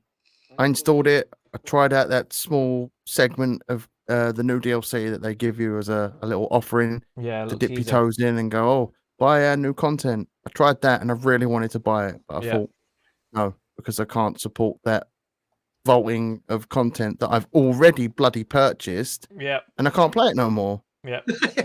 It's crazy, right? If you're going to do that, at least reimburse me some of my bloody money by giving me some currency in game to spend on some of your tat that's in your store. Yeah. But I don't get why they do it, right? Is the game too big or something that you can't have all the content at the same time? I think Because that's the problem. Sea of Thieves has it, right? Sea of Thieves has everything together. Yeah. How is it possible that Destiny doesn't have it? I think that's the problem because we saw it with Destiny 1. They got to a point where they had to release Destiny 2. So the plan was obviously that there was going to be a Destiny 3. Is that? So now they need to really take a step back and go, the next version of Destiny we make really needs to be the last. It needs to be like World of Warcraft. Yeah. Was it constantly Destiny 2 expandable?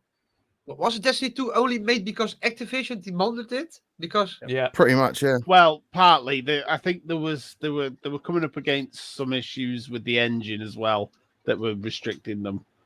Okay. So there was a bit of that, and there was a bit of Activision pushing for another version as well. So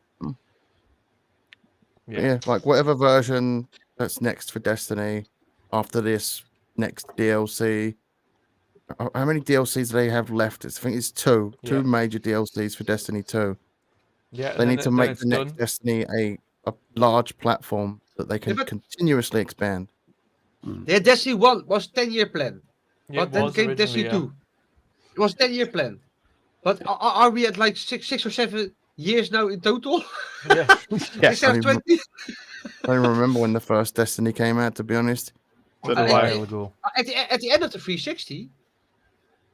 Yeah. I pre-ordered Destiny 1. It's disappointing though, because pre-ordered it and played it, and then I got to the end of the game, but felt like an hour later, and I just sort of sat there chuckling to myself, thinking, "This almost looks like the end sequence. There'll be credits in a minute," and then the credits started rolling. Yeah, I remember that. You spent days in the end of the game. You spent days in a loot cave, like me. Yeah. Oh yeah. What disappointed me about Destiny 2 the most is the fact that I put 2,000 hours or so into the first Destiny game.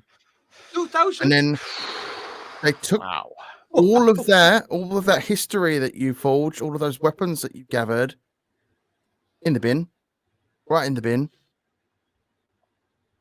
And that really pissed me off because the entire tagline of Destiny was become legend. How can I become legend if you've thrown all my stuff in the trash? Yeah, you've just thrown the legend in the bin.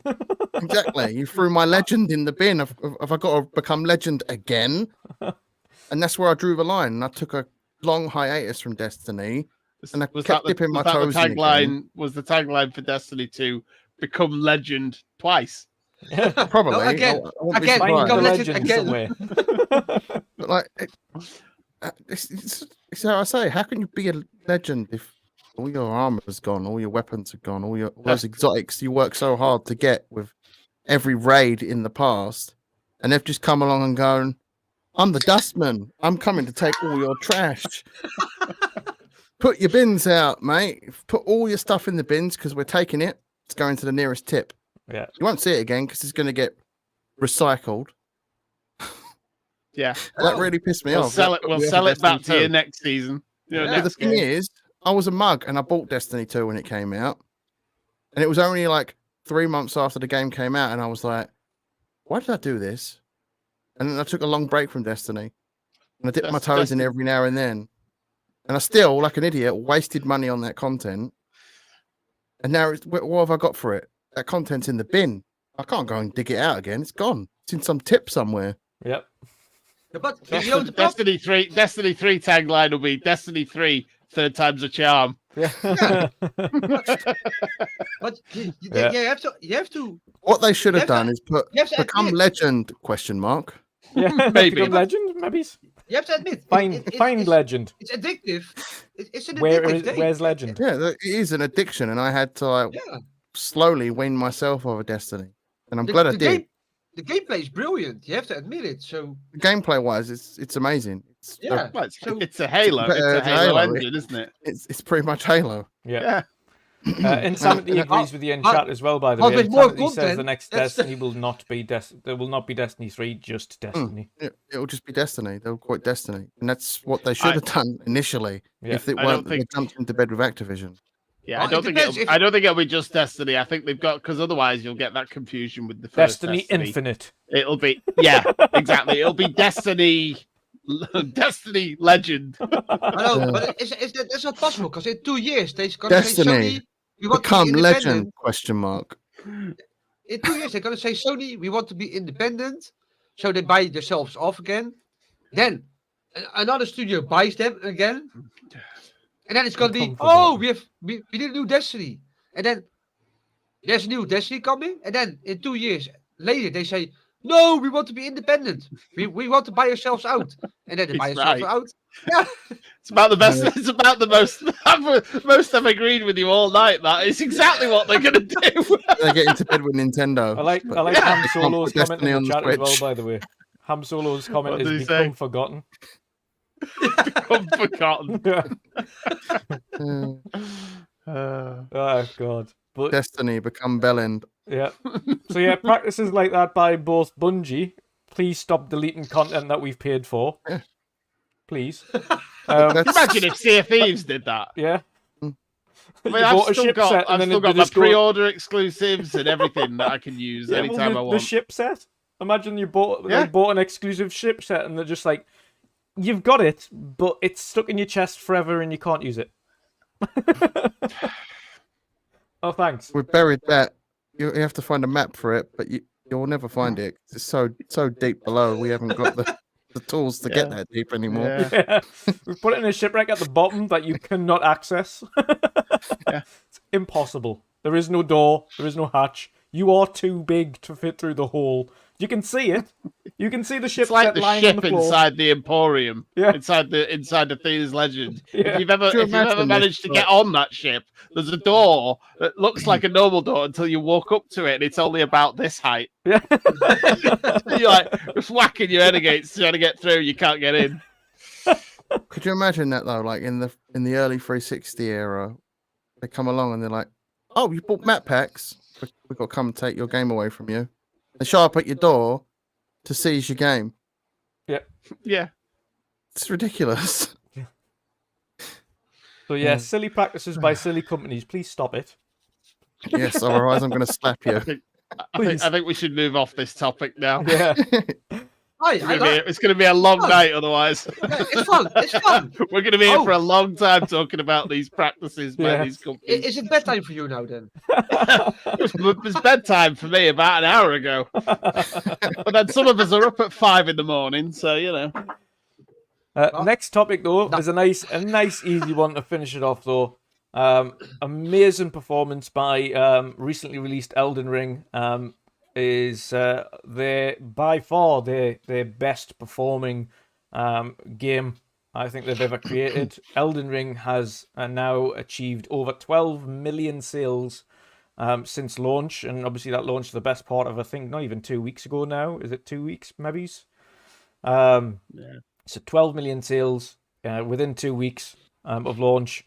And you've got to say, since launch, the timelines of pretty much everyone's Twitter has pretty much been filled up with Elden Ring pretty much every day from a large quantity of the community. There's a lot of people still playing Elden Ring there. There's a lot of people in chat I know are playing Elden Ring, talking about Elden Ring, thinking about playing Elden Ring, or probably playing Elden Ring whilst listening to us right now. I know, and I'm watching you all.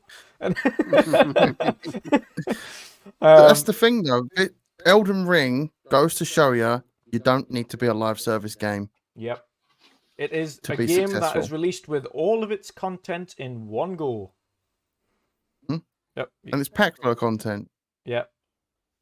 The steelbook is also brilliant. Oh, it's a really nice steelbook. Yeah. Yeah. Yeah. Is that Elden Ring? Yeah. Yeah. PS5. Yeah. I've got it for PS5, General. Yeah. You've got to. I I'm know going. you've got to actually go and unlock the items and things to play co-op first. So you need to grind a little bit first and play a Yeah, lot of single player. but he said it to me, so Yeah. he's already level 90 or something. But Nice. yeah. But yeah, He's gonna help me. It's by far their biggest and best performing game to date, and hats off to them. To be fair, I wasn't quite sure on it either before I started playing it. I am not big Souls fan at all. You probably even then you've seen, like, I played the Dark Souls 2 on stream the other week. I played about 2 hours of it. I wasn't great. I died a lot. No, you weren't. Yeah. It wasn't great. I died a lot. But that was the first experience that I had of a Souls game, really. And I had a lot of help. The one thing that you do get is when you are playing them, and this I've noticed this even on Elden Ring, when you are streaming them, etc., you got a lot of help from people in the chat, which is always nice. They're helping you and telling you what to do and where to go and how to grind for certain things, how to where to go to get the best loot, where to go to get certain items, where to go to grind and level up quickly. So on that sense of the community, it's awesome. Oh, you got a badge as well. Yeah. Nice. I've got all this stuff. I pre-ordered it, and there's all the stuff inside. Look, I also got maps and music stuff. I've got 2 of them. Nice. Yeah. Yeah, buy one get one free from Amazon. Apparently. Woohoo! What? I haven't taken the money out for the second one. No. No, I bought one. I couldn't get in it because it was in the locker box. And then I got a second one sent to it. And then when I went to get that, I couldn't get in either. And then eventually I managed to get in, and it opened the other box as well. So I got 2. Woo! Oh, I had this issue with I'll send you my address later. I had this weird thing with Amazon with my PC screen, right? Dutch, I had the screen I wanted, and Dutch said, no, keep it easy with a normal one. Yeah. And he sent me a link, and I ordered that one that Drew sent me, and then they delivered the one that was like 3 times more expensive to me, which I wanted. I still don't know why. Thanks, Amazon. Yeah. Is that the launch? Is that the launch edition one then that you've got? Yeah. Yeah, that's the one I got. Yeah, I got. Yeah. There's all this maps and music and stuff inside as well. So, but I'm sorry, General. It's PS5 version, but you know. Burn it immediately. The only thing that I I'm joking. the only thing there we go. Oh, Still sealed. but well, The funny thing is though, Mick, they are both sealed. Yet I'm sure it's like when I was looking through the stats the other day, it said that you'd played half an hour of Elden Ring. Yeah, because I got it digital as well because my lad wanted to play it, and I didn't want to buy these. I didn't want to open these, so I just redeemed some points. Fair enough. yeah, but Mick, So those 12 million sales are mostly me. Mick, Uh, you talking about the rewards now, right? But What happened? Why are they humiliating us? What do you mean? Well, where are the points gone? The Game Pass quest points, everything. The Game Pass points have gone down a bit, haven't they? Yeah. A bit. I think A they've bit. realised. I think they've realised how much they were giving away. Yeah, but it's less than a third than we had Yeah. in a month. Yeah, it's not. You still get those ones for the month, so you get like 1,000 points. They're the big ones, but yeah, the daily ones. To be fair, I don't miss the one that you have to log in on the app because the amount of times I forget. They to still log do in on the that. Game They Pass still app. do that on the app because I still get bugged. Yeah. No, but normally it's if still- you it's like there's 3 this, pence or something. play a Game Pass game, 5 points. Yeah. Log into Yeah. the app, 5 points. It's not now even 5 reduced points, to- it's 3. Yeah, 3 points. Yeah. Yeah, 3 but the app fucking is points. yeah, but the app is gone, right? So that's 7 points out of 10 gone. Yeah. It's And the almost one we 3 play that quarters. silly No. gem game that gets bloody What annoying you, what, after you, a what while. you need to be doing is using, if you've got rewards on the Xbox app and you've got a PC, that's where the points are. No, but that's the thing. We don't have that in Holland. Where I've been getting all my points lately. You get like Yeah, 300 you a can- day. 300 a day just off the But- Xbox app. I'm gonna. I just log in, I play a game of Halo with Stu. and Anyway, But push. don't say anymore. No, but that- forget about that Xbox. We weren't talking about how much points we're getting out of it. Yeah. Shh, No, but- shh, keep it I quiet can't because I do believe how not want to little lose points I'm them. getting. But here I comes the can't issue, believe how right? little points I'm getting. Yeah, it's Yes. terrible. There's 3 parts of the world that have that. You know, it's Yeah, the 50 states of the United States of America, the 51st state, United Kingdom, and Yeah. Australia. That's it. The rest No, of the world it's- the rest of the world gets middle finger from Microsoft, like fuck off. it's not Microsoft though. It isn't like you can't tell me Microsoft don't want you to be investing in them. Yeah. The What? problem is your government. Yeah. And because it's a form no. of currency. No, it is. It's because it's a form of currency that you can No. redeem for money. That's when the government steps in and goes, "Oh well, there's a I- bit I of a thi- thing we could get involved No, in there." And then tax comes in, things change on their end, and that's when they sort of go. No, "Right, I we just think don't do it." there's too many Game Pass users now, so they reduce the points because there's too many people redeeming them. I think that's the issue. They're like shit. That's a lot of points, you know. If you have like 10 million users, it's okay. But now we're at like 32 million. I read 32 million people. Don't think on we've Game had Pass? any numbers like that. I think the last official one was 25. 25. Just I over. can't I see think it, it I said can't see it being any over more than 25. about 26, 27 so far. Yeah. We've had a Oh. slow period since Christmas. There hasn't The- really been much that's drove people to sign up, so I can't see it being any more than about Well, 26, 27. You get Game Pass at my current internet provider. You get Game Pass within your subscription. how you call it? Subscription. Yeah. Yeah, That's cool. That's That's really cool. cool. more places should do I want to shout out to Chris Fowles who got a ridiculous TV saying stuck in my head now. I said you Go on, buy one, where you is get it? one What free. did he- what I did said he you write? buy one. that. Chris is my mate, so Thanks, Chris. Thanks a lot for that. That's stuck in my head. I said you buy one, you get one free. Could be worse. It could be tiptoe through the tulips. Yeah, but yeah, all content in Only one don't go, get it that will never reference catch on. because we I were agree, streaming Chris. the other It will day. never catch on. We will never get more games with content that is all there in one go. Back to Elden Ring though. I'm unbelievably surprised. I never thought I'd be one of the people who would be looking forward to getting back to a game after just coming off a game. And specifically with the likes of Elden Ring, I didn't expect it to be that game. When you first start the game, it is a little bit of a grind, and I think to people who aren't prepared for it, specifically for the playing alone, there's a lot of people going to probably turn it on, play it for a little bit, switch it off, and never play it again. And for people who get past that initial section and they level up even to level 25-ish, then you start to get a bit better. Go on, Vin. Well, should we check on Mick? Luke, Yeah, Mick. did he fall? Did he fall out of his chair? Or? Oh dear. But yeah, Grandpa! once Grandpa! you've got level 25 or so, then it starts to become a little bit more enjoyable because you can then kill the enemies a lot easier. You can start doing a little bit more I can damage. hear you. I was getting myself a drink. Oh dear me. Do a little bit more damage. Have a little bit more fun, and things become a bit easier. The thing that some people are gonna have to get used to while playing it, is the map. It never really tells you where to go.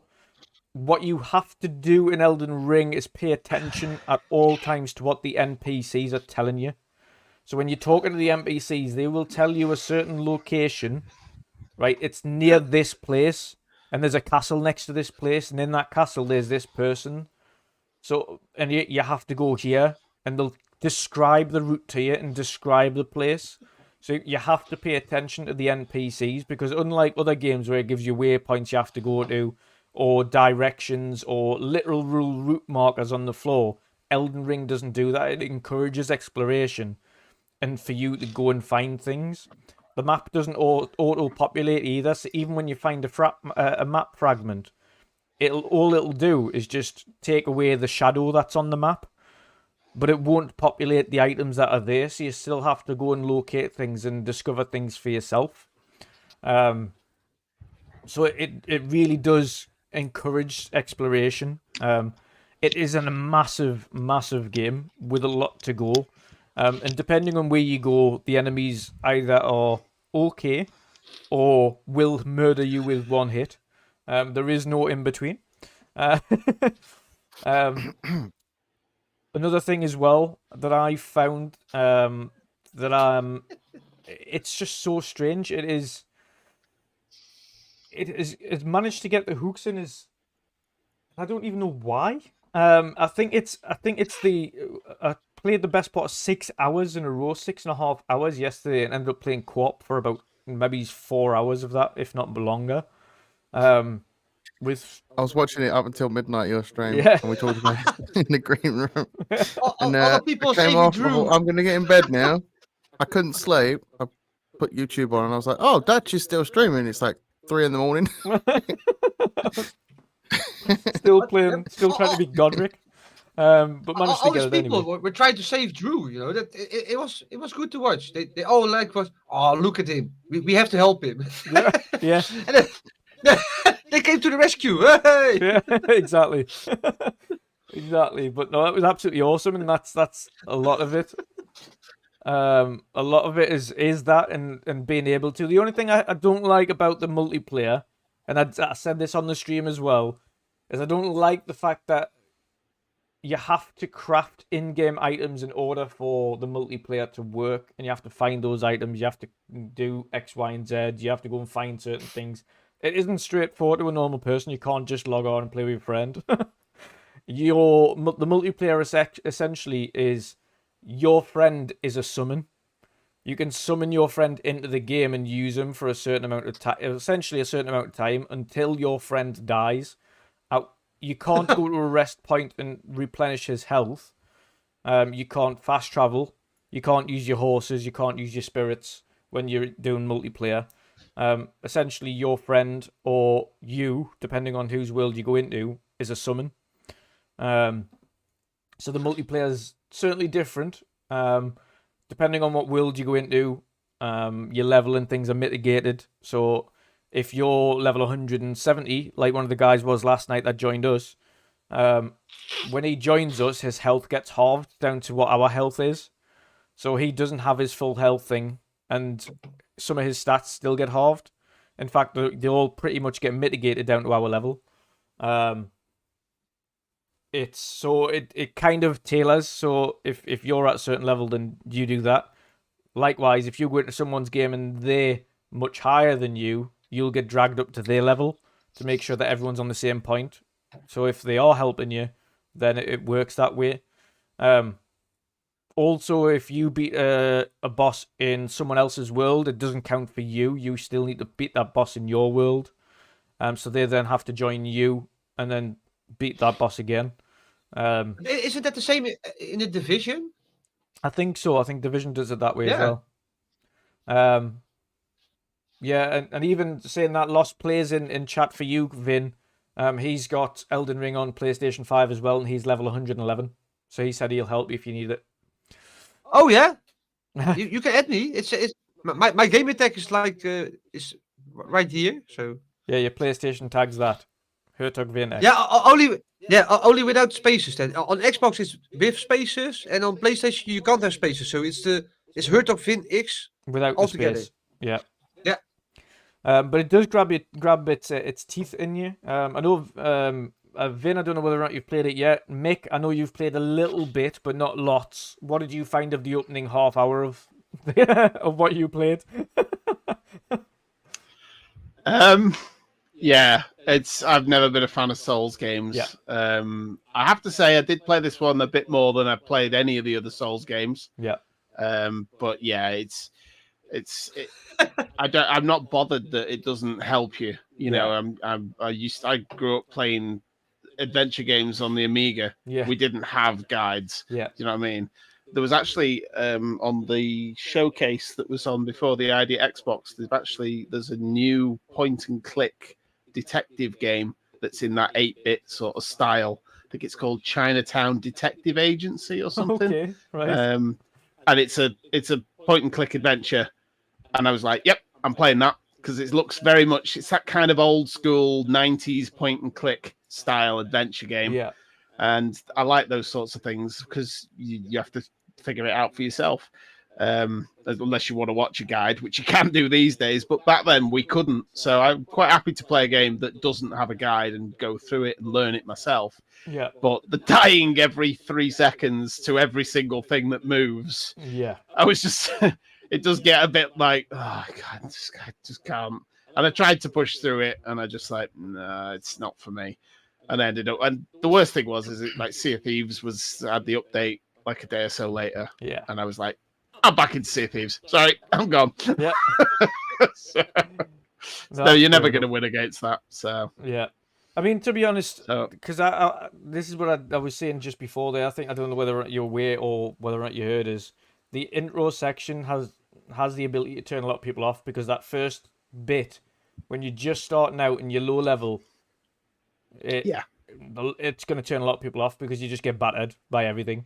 Yeah. As soon as you've got up to that level 20-ish mark, so once you've if you just concentrate on even if you just fight the same old enemy, if you just fight the same enemy one-on-one, you beat them, you get the souls, you wait for him, you go back, you rest at one of the grace points, you go back, he's there again, you beat him again, you get a few more souls, level yourself up level 20-ish, things become easier, it becomes more enjoyable. But before that, that is the point where people are going to get turned off. Specifically the intro thing, I think a lot of people don't realise that intro section as well. When you first start the game, you're meant to die. Yeah. You're meant to die. I know that. I have seen, however, a video on YouTube today popped up, and it was what happens if you don't die in the intentional death sequence. And you actually get weapons and armor. Ah. So you can actually, if you are good enough, you can beat it. And I've seen some of those people that absolutely own these bosses. Yeah. Like they're embarrassing them. Yeah. And I think, wow, that is some skill. I have no idea why they're that good. I've seen one video where the guy goes to sit down, and then like one of the bosses takes a swing at him, and he just rolls. Literally, as the sword is about to hit him, he rolls. Gives him a close. It looks like Drew's head as it goes past. Just takes all the hair off, and then he's like, "Come back again. I need the other side. You missed a bit just there." You know. That's how I get my haircut. It's crazy. Elder Ring bosses. That good at it. Yeah. But yeah, it's they are skilled. Some of these I'd get hit right in the head. I'm just terrible at timing in those games.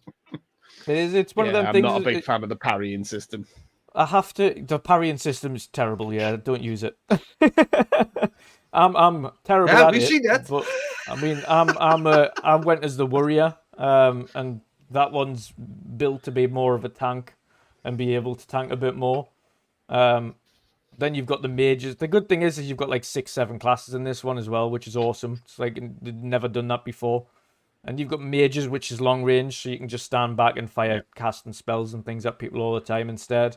Yeah. Then you've got samurai, which is a lot quicker, a lot more nimble. You can just jump around a lot, dodge a lot of very great dexterity and kind of maneuverability. That was the mistake I made. I chose that one. I shouldn't have chose that. Yeah. Yeah. You're like, nope, I should have went something. Maybe he's a bit beefier. Yeah. He looked cool though. Yeah. Yeah. He does look cool.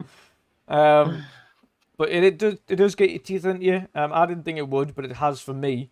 But I can completely understand why it hasn't for others as well.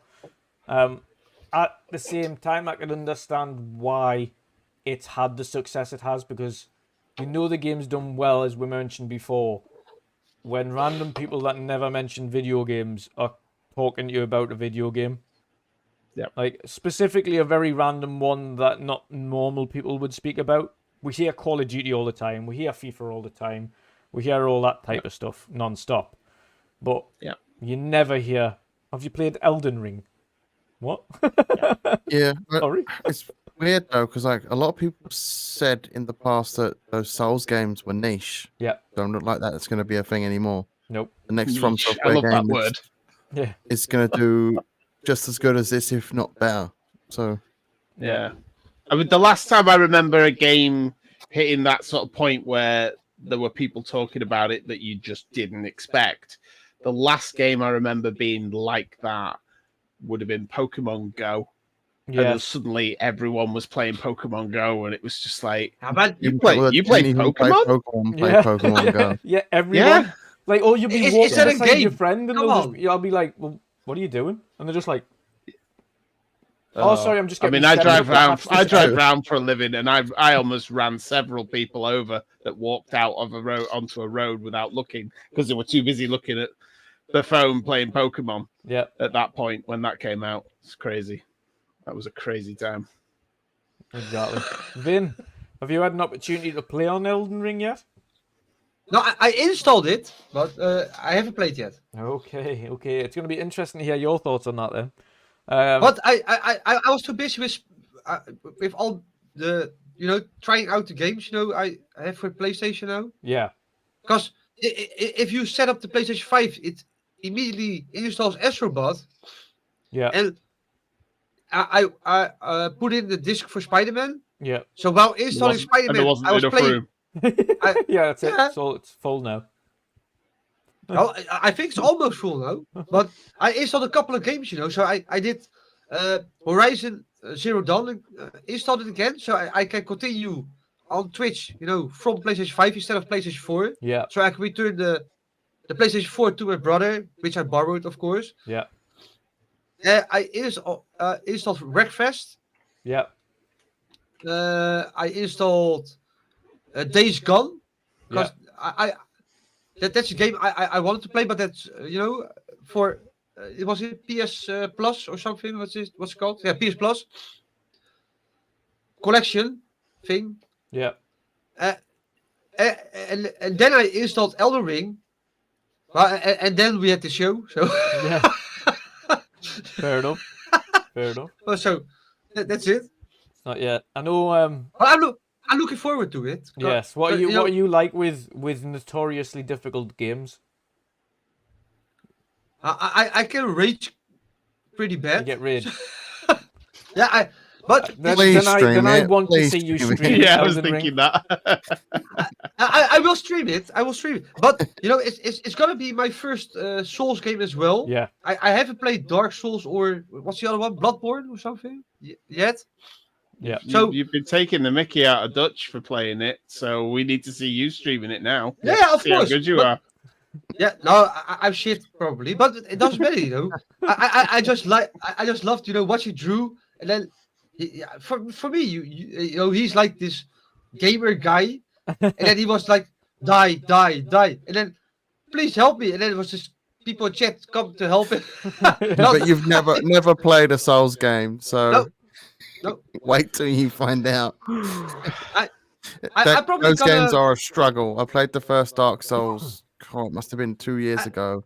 I have And I to was like, agree. this is tough shit. This is one of the toughest games I've ever played. I have to agree with stuff Sean here, because Wreckfest, when you start the career, there's this lawn mowing battle, and that's fucking awesome. Yeah. That's brilliantly done. Wreckfest is good fun with friends, to be fair. It is really good fun. Okay, I only played the two first missions, and the first one is indeed the lawn mowing stuff, and you have to drive into other people lawn mowing. Yeah. That's pretty fun. So, But yeah, yeah. Well, definitely be interested in watching you rage at Elden Ring when you get onto it. oh yeah, Get murdered I many times. I had a rage stream a couple of days ago with Horizon Zero Dawn, where you have this what's it called, Hellbringer or something, the robot that can walk for the first time. Yeah. It's the second time you fight him, but it's the first time he walks. Yeah. I died like a lot. Yeah. So I was swearing and throwing stuff. And Smashing that controller. not too right. You're not careful. Well, no. I did that with FIFA in the past, but not anymore. So Yeah. You've I actually smashed like 3 or 4 controllers with FIFA online. Yeah. Because I was like winning, if you're 3-0 up at halftime, and after halftime, suddenly, the opposition gets all the goals for free, and I was like, fuck off, EA. And then at some point, there's gonna be like, bum, buy controller, buy TV. So I had that. But, yeah, Elf Challenge coming in a moment. So Jen, I know you're thinking of picking up Elden Ring. How do you think you'll fare? I don't know. I'm not really great at those type of games. It's probably going to be a struggle. I don't tend to rage a lot, to be honest. So in that department, I should be okay. Yeah. Unless it's just one of them games that break me in more ways than one, and I just end up pulling out all of my hair. Yeah, see, my rages are never like full rages. My rages are usually just like crying inside. that look of defeat when you was one hit away from killing Margit. Yes.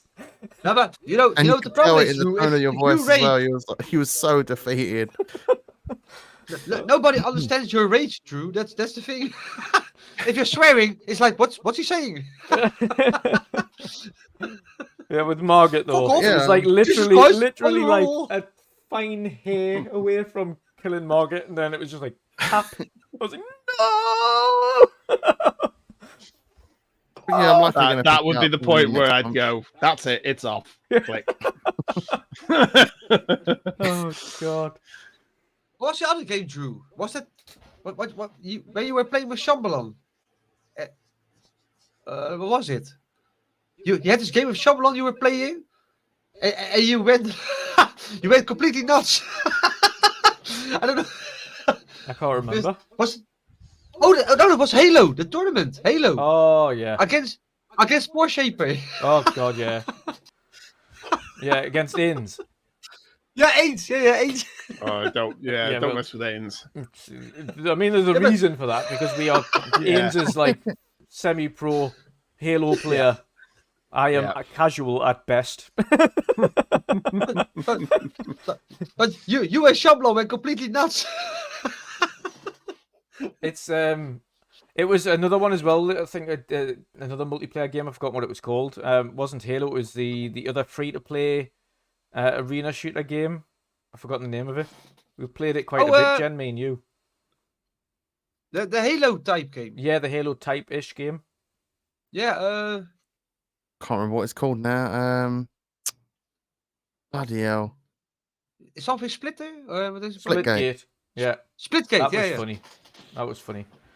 But yeah, it was another like arena shooter, like a CS:GO type one that we played. That we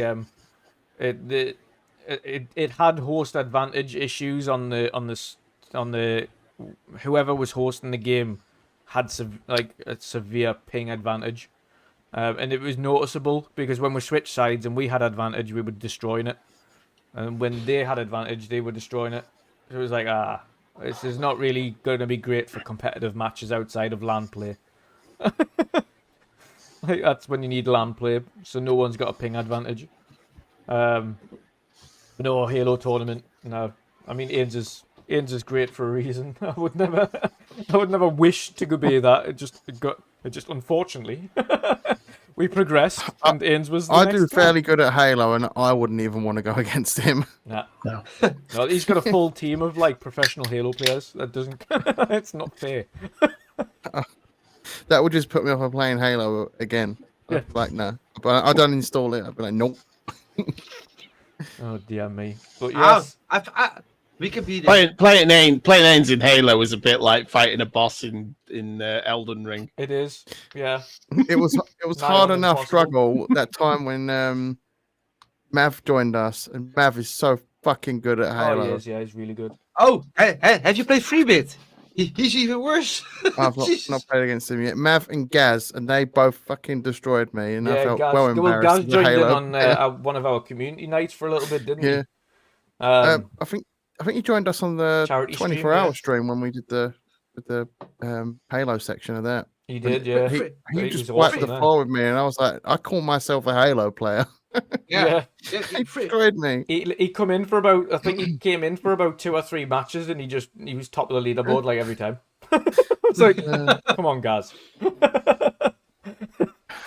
Oh, but yeah, it's awesome. It's awesome. But I think in order we're gonna after this stream, I'm gonna check out, see if there was anything announced on the ID at Xbox show. Anything that we don't know or haven't seen before. There's bound to be a few little things there. Hopefully there was something quite interesting that comes out the back of it. But it's been an awesome show today. One thing I do want to say that we never mention, and I always forget to mention, we do have merchandise, people. If you want merchandise from Midweek Mix-Up, Oh yeah. you can get I it. wear- Obviously, Vin's wearing the Twitch Collective hoodie there. Can we get a timeout I've got the t-shirt? T-shirt. He's got the T-shirt. Yeah, I need a T. Definitely the Timeout timeout T-shirt. t-shirt. Yes, there it is. Awesome. Nice. I have it on the door so I can see it. Yeah, Vin's got Midweek one of the Mix-Up classics. T-shirt on the door.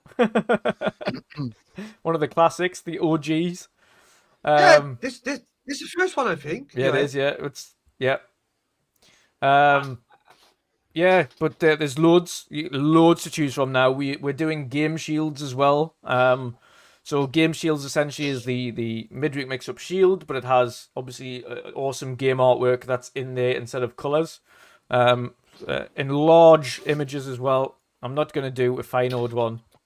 No, so no, it's wait. never going to happen. I was going to show the back. Oh. I was going to show the back logo. You know the. Oh big yeah, one. the huge logo on the back. Yeah. If it's. There we There go. it is. Yeah, Nice. awesome. But you can get that over at Midweek Mix-Up. Midweek Mix-Up merch.com. I had to think about that there. It's been a while. www.midweekmixupmerch.com. It's your own store. It's your own store. Yeah. You're the worst salesman there is. Oh god, I know. You got a link in the? Is there a link in the? That should be Yeah, put one yeah. up. Yeah, at the end there's a link. Yeah. Yeah. Yeah. Oosh. There's also a football shirt with There we go. I've got it in there. each of the panel members. Yes, there is. There's football shirts for each panel member. There Yeah. is one. There is one for the vast majority of the collective. We will be doing more collective ones as well. Even Mick has his own shirt. There's a Sea of He Thieves does. He has a Mick Sea of shirt. Thieves shirt. Yes, Yeah. does indeed. We're going to be doing more game shields. Size is senior. Yeah. They don't do senior. They certainly don't do like 4XL like I need. I was, to be honest though, the shirts that the all over print ones are actually naturally big. I don't know what it is with them because I get a small because I'm only 5'7". Like I'm a short guy. Yeah. But Try even being the big small, and being 6'3". even the small shirt though, even the small shirt is not based on a small British bloke. It's based on a small giant American. It's overly baggy compared to a normal t-shirt because it's not the same material either. So those all over print shirts, I would just say be careful. If you're ordering a very large size, it's probably going to end up being larger than you expect.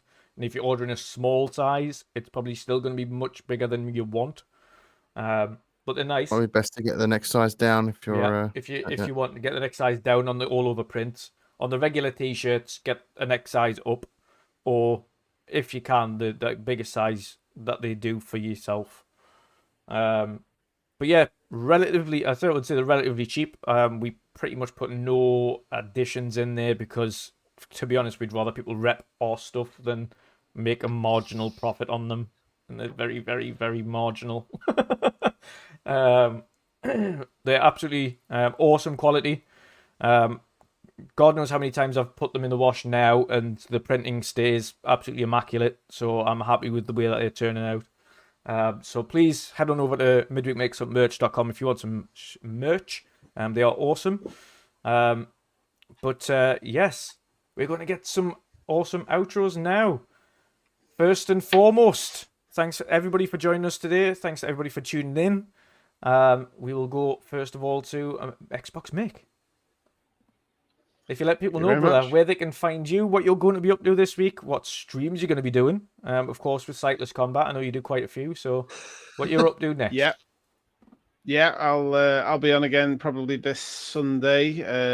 I'm not sure what we're streaming yet. It'll probably be Sea of Thieves, but we also stream Minecraft Dungeons and Gears of War 5, sometimes Halo. Usually Halo 5 because they've got an accessibility features in 5 that they've already sort of ironed out all the creases. So, sometimes we play that. No plans for any videos recently, at the moment. Don't have much planned. And I am currently using a lot of this little... yes, I am jealous. This little bad boy. I am ultimately jealous of that. Is a fantastic piece of kit. But it really is. You need to set the screen to Dutch because it has to be equal to the Series S Sea of Thieves you have, right? Oh, there's no way that screen would fit on that one. No way. Why not? Because Dutch has done such a good job of designing it on the Sea of Thieves console. There's the tentacles that are here. Yeah, and they're actually raised. So if you closed it, they would be. Yeah, like but you don't have to close it. You can leave it open forever. I don't need to. It's plugged in there, and this is my mobile one. Yeah. I mean, I'd do that. No, to be fair, I will do that. When I get the X screen, I'm going to be customizing it. Yeah, I mean, the most expensive part. Well, obviously the screen was the most expensive, but then having to get another one of these bad boys. Did you get the 512 or did you get the one? The one. Yeah. I got the one as well for my wife for the Series S. Yeah. So probably that adds a lot onto the price. Yeah. Well, it's not essential. If you're only keeping a few, if you've got a Series S, you'll know what it's like. It's if you've only got a handful of games you play, that'd be enough. But I jump around games all the time, so I could never keep me. I could never decide what to keep on there, so I just have to store a load of games on there. Yeah. And of course, Tunic is out today. So. Yes, if you haven't seen Xbox Mix unboxing and menu review of the X screen, of course, go to his YouTube channel where he does have that up. It's an awesome mini review. He shows it mobile, which a lot of reviewers haven't done. Actually mobile in his van, his work van, where it's essentially what is kind of the purpose of it is for traveling, is for taking it on the go, and it's specifically for things like, I can imagine if a lot of lorry drivers and things like that knew about this, and knew about what X screen is, then a lot of them probably would pick up something like that. Look at you, Mr. Tushy. Yeah, Mr. Tushy probably is. Yeah, I would be surprised if he hasn't ordered one. But yeah, they're again absolutely awesome bit of kit. I'll definitely be picking one up at some point. That will have to go along with a second Series S. Much like the one I've created for you, I can't lie mine down because I've got stuff on the back. Well, the one that you created for me was going to be for that screen, and then I ended up sending it to you, and then I was like, "Well, I have to get another one now, aren't I?" Oh god, yeah. But well, it gets used by either yourself or the kids, so it's fine. Yeah. Well, the series, Well- the Or Sea of grandkids. Thieves one, the Sea of Thieves one is pretty much my daughter. My daughter uses it almost exclusively Yeah. because she sits in here with me playing on Minecraft and stuff. So That's, yeah, that's awesome. So Sunday so far is your next stream, yeah, but you're not sure as of yet. But yeah, and I'll be streaming. I'll probably be streaming some more Sea of Thieves through the week as well. So awesome stuff. Awesome stuff. We will put. I'll obviously correct the links to panel members and things for this show after the show underneath. And what I will do is I'll put the links in for Xbox Mix's Twitch channel as well as his YouTube channel. So of course, if you want to go and have a look at that review and join him for his live streams with Sightless Combat and see what it is like for a completely blind gamer to play some of the more competitive games. From his perspective, please do so because it is great. It's great hearing his feedback throughout the course of playing the game as well with you guys and hearing things of kind of gripes he wants or things changed or how things can be improved. It's an eye opener. It's really great to hear. he's also he also actually works with Xbox with the Coalition and stuff to bring some of the features to Gears 5, so Nice. and Halo Infinite as well. So he has actually worked with them. That's awesome. And hopefully the next one as well, then whatever comes out of Coalition. Yep. That'll be awesome to hear. Gear 6. Next up, Mr. Hertogvin. What are you going to be up to, brother? I know you've got a nice new shiny PlayStation 5, so no doubt you'll be playing a lot on that now. But yeah, when are you next going to be streaming? What's your plans? Tomorrow I'm gonna continue Horizon Zero Dawn Yeah. on Twitch. I'm trying to finish Octopath Traveler maybe coming week. Yeah. Hope so. I have like 5 stories to go, so yeah. It takes 2 with my wife, of course. I think that's about it. Gaming wise. After Horizon Zero Dawn, I'm gonna start Pokemon. Is it Arceus Arceus Legends. Yeah, Yes. it's gonna be my first Pokemon, so You'll enjoy it. It is a good Pokemon, to be fair. It is. yeah. I never played Pokemon. I know Pikachu, and Yeah. that's it.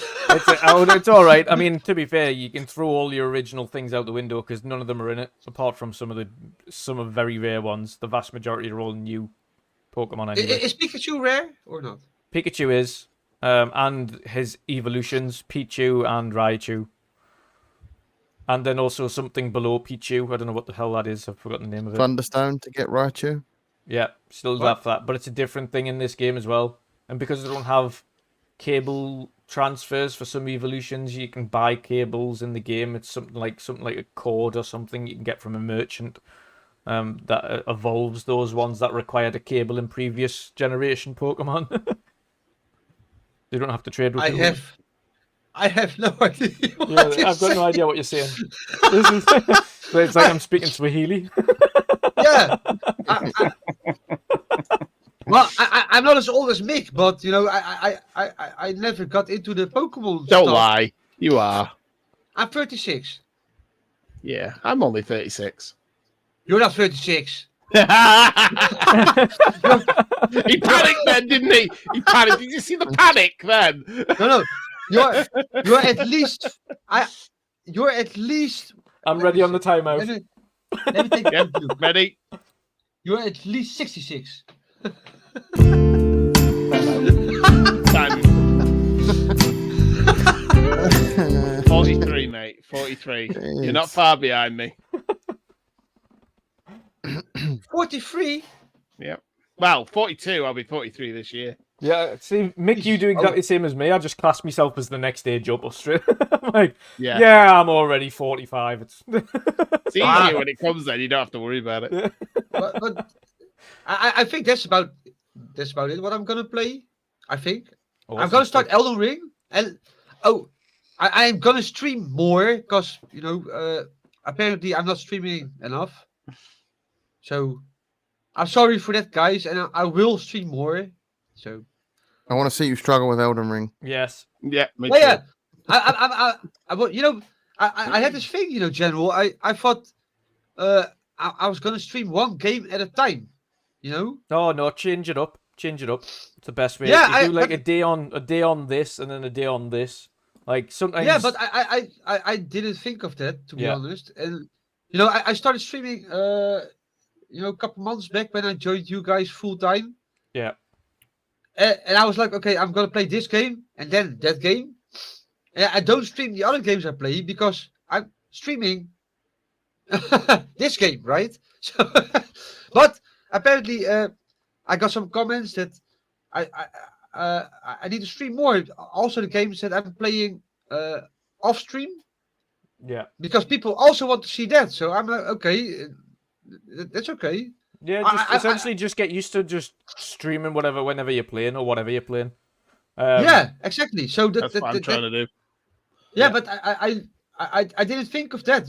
I was just like people. I let people recommend games to me, and then I'm gonna play that. And Horizon Zero Dawn is a game that was recommended. Yeah. So I was playing that, and then it was like, but that person is not your friend. Well, I love the game. I'm honest, and Erwin recommended. Is this before or after you rage quit on it? No, it was before. But Horizon Zero Dawn was a game that was different for me because I expected to be more like how you say Uncharted and The Last of Us, no. But it's completely open world stuff, and I didn't expect that, to be honest. And I'm loving it so far, but there's also some hard parts in it, and people can recommend games to me. Erwin recommended The Last of Us 1 and 2 to me. Yeah. Really loved it. So there's some weird stuff in 2, but okay. But yeah. I won't go into 2. Well, 2 was really controversial. No, yeah, but controversial. But there's some scenes where you can ask yourself, which hole does he stick it in? But yeah. I wasn't thinking about that, Vin. Oh yeah, I was. You were both in 2 different directions on there. I'm more in like the plot direction where like they pull the card. It's been over a year since the game's come out, so I'm just. There's all this talk about why did they kill Joel, but yeah, but that's what I'm talking about. Like, there's a plot point where the character Abby mentions that she's bumped into someone that just happens to know where Joel's brother lives, and then they pull that same bloody plot move right at the end of the game with Joel's brother, who just happens to know a guy that has seen Abby. Yeah. But who's Abby? Who the fuck wrote this plot? Abby is the Hulk, right? Yeah. Abby's the Hulk. That's what pisses me off. Everything else, the characters, the gameplay, I loved it. But it's the plot. The plot just didn't make sense in those 2 points, because it's like, okay, so you just put all that in just to have it be the right place at the right time kind of moment, and then you repeat that at the end of the game. You know what the weird thing is? And I have to credit Naughty Dog for it. That this is a PS4 game, right? The Last of Us 2. There isn't any game on whatever system that comes close to facial animation like The Last of Us. Yeah. There isn't. Got some great facial animations in that game. Yep. Even that scene where he and she, or he and he, or he and whatever do it. that that facial stuff is brilliantly done. I think Sony had the deal of the century with Insomniac, but Naughty Dog is brilliant on the level emotional. Of detail. Yeah, emotional details, right? Yeah. Whatever you think of the game, I know Pong Soul disagrees with me as well, but I have to agree with Erwin that The Last of Us 2 is brilliant. Oh, it's a brilliant game, without a doubt. Yeah. There's just those few plot details that ruin it for me. Because I sit there and I think, okay, it seems like a really lazy plot move just to be like, oh, right place, right time. Yeah. When the world is set in an apocalypse and the fucking country of the United States is huge, you just happen to bump into one guy that knows where this guy is. Yeah. And then you pull that same card at the end of the game where you just happen to know a guy that knows where this woman is. Yeah. Yep. Haven't you watched The Walking Dead? Yeah. Yes, I've seen The Walking Dead, and I hate that show now. that became one of my favorite shows, and then around like season 6 or 7, I was like, what the fuck am I watching? Yeah. But I'm still watching it because I want to see how bad the ending is. Yeah. Oh, I stopped at 7. See, I was too invested in it at that point. I was like, I've watched it for 7 years straight. I need to continue watching it. And I did take a year's break at season 9. And then I recently just binged all of season 9. Oh, I'm not 10. That far anymore, so. And I'm pretty much all up with it now. Carl died. Yeah. But me. But you know that stuff I'm playing at the moment, so I will stream more. So again, sorry that I focused on one game streaming. Just like I say, just change it up. Like take one day, do one game, and one day do another game. Yeah. Like just do them in between, or have set days where you play those games or something. Yeah, but a lot of people have their like main game that they stream. Yeah, but that's my issue. Other days they'll stream something else. You know, I want to do like Fleety does. You know, wait, he has this schedule, but I can't have a schedule with the how you say my work. You know, the 24/7 shifts I do. That I can't say Monday I do this because if there's a Monday I can do it, but there's also like 2 Mondays I can't. So, oh yeah, yeah. Oh no, that's a bit of my issue. You know. Yeah. I'm not retired like Mick, so No, I'm tired. I wish. You wish. 6 days a week. I wish I was. He's looking for another time now, I think. Oh yeah. No, I already got my 10 timeouts. So Miss Joanna Dark. I think it's been a lot more than 10. A lot more than 10. Yeah, but Miss Joanna Dark, you know, has the same one for Crazy Louie. I don't know if you noticed. Yeah, Crazy Louie gets his own timeouts. Also made by Boxenberger. So. Yeah.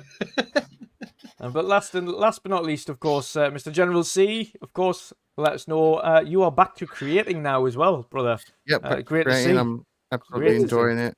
Let people know where they can find you and what you've got coming up. I know you've got a few. You can't say brother, it's honey.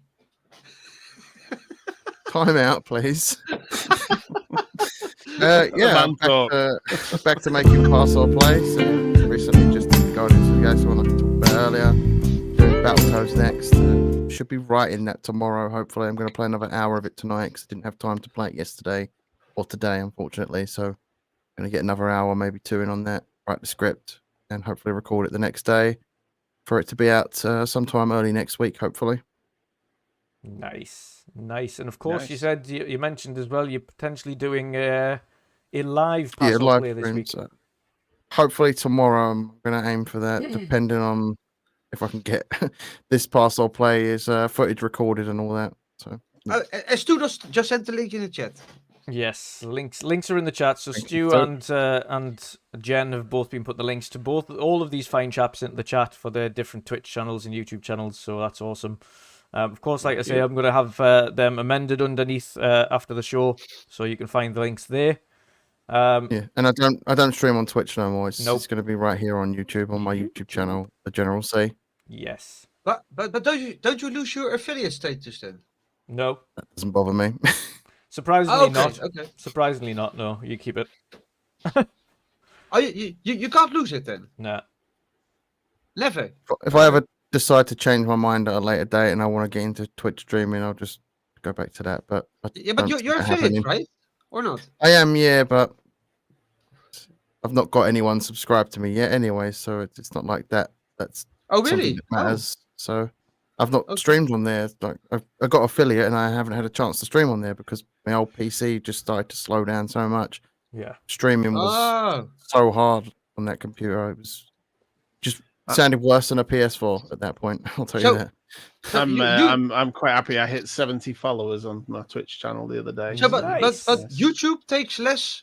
How you say then from your PC? Less usage from your PC than Twitch then? I've got a new PC, and so Yeah. I don't need to worry about You've got a that. new too PC much. now, but also it's a little bit different on YouTube. It allows you to stream at higher quality, but the difference is between, and this is the thing, Twitch is easier to get to affiliate than YouTube is to get to a point where you can earn money on YouTube. On Yeah, YouTube, we you have to have noticed with the a thousand podcast, right? Yeah. subs, yeah. Yeah. Which is I'm not too worried about making money off of YouTube at the moment. Anyway, when I get to that point, I get to that point. Are you not? You surely you're already at that point on YouTube. It's the watch hours that's affecting me. Ah. I thought you To might get have Oh, hit that's- that by now. There's Yeah. also this 12,000 hours, is it? Something like that. Yeah. With you more also have streaming though, that multiple becomes criteria really then. easy. Yeah. So Ah.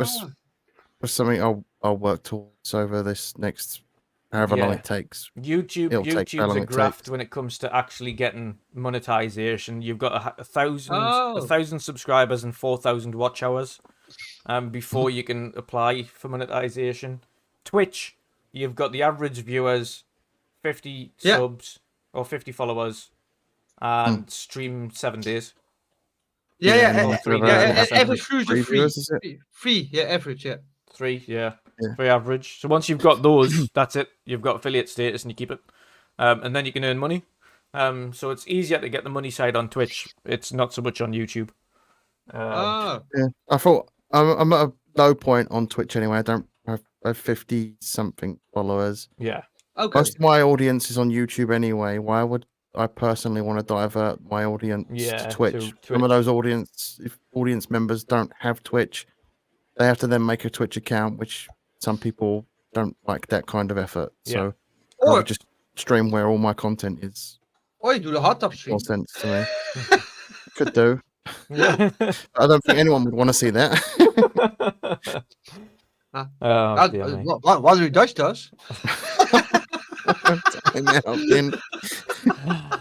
Jesus, he's going for, he's got his record. He's broke his record tonight. There's your timeout. I don't think he's ever going to break this record again.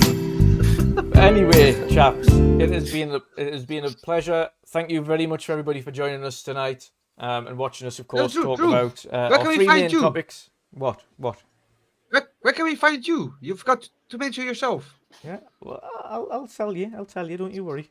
Okay. But obviously, our 3 main topics tonight, which was the state of the initiative in Perfect Dark, Square Enix, of course, and their position with both Western studios and Japanese studios, and last but not least, Elden Ring, and of course their achievements there with an awesome 12 million copies sold within the first couple of weeks.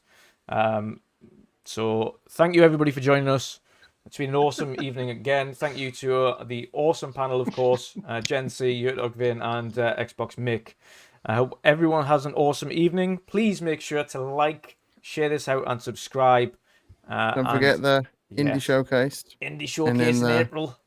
Don't forget about your balls. And yes, shave your balls. But preferably with our Manscaped link up here. So Drew's the man, and you are the. One final one before we go. You're too much, Vin. You're too much. Yeah, God. Like I said in the chat, thanks for everyone for coming along and tolerating Vin with us. We Yes. couldn't have done it without your support tonight. It's like having a teenager here. Oh, dear Am I God. fired now? Yeah. Have an awesome Timed night, out everybody. indefinitely. We will see you all later. Good evening and good night. Take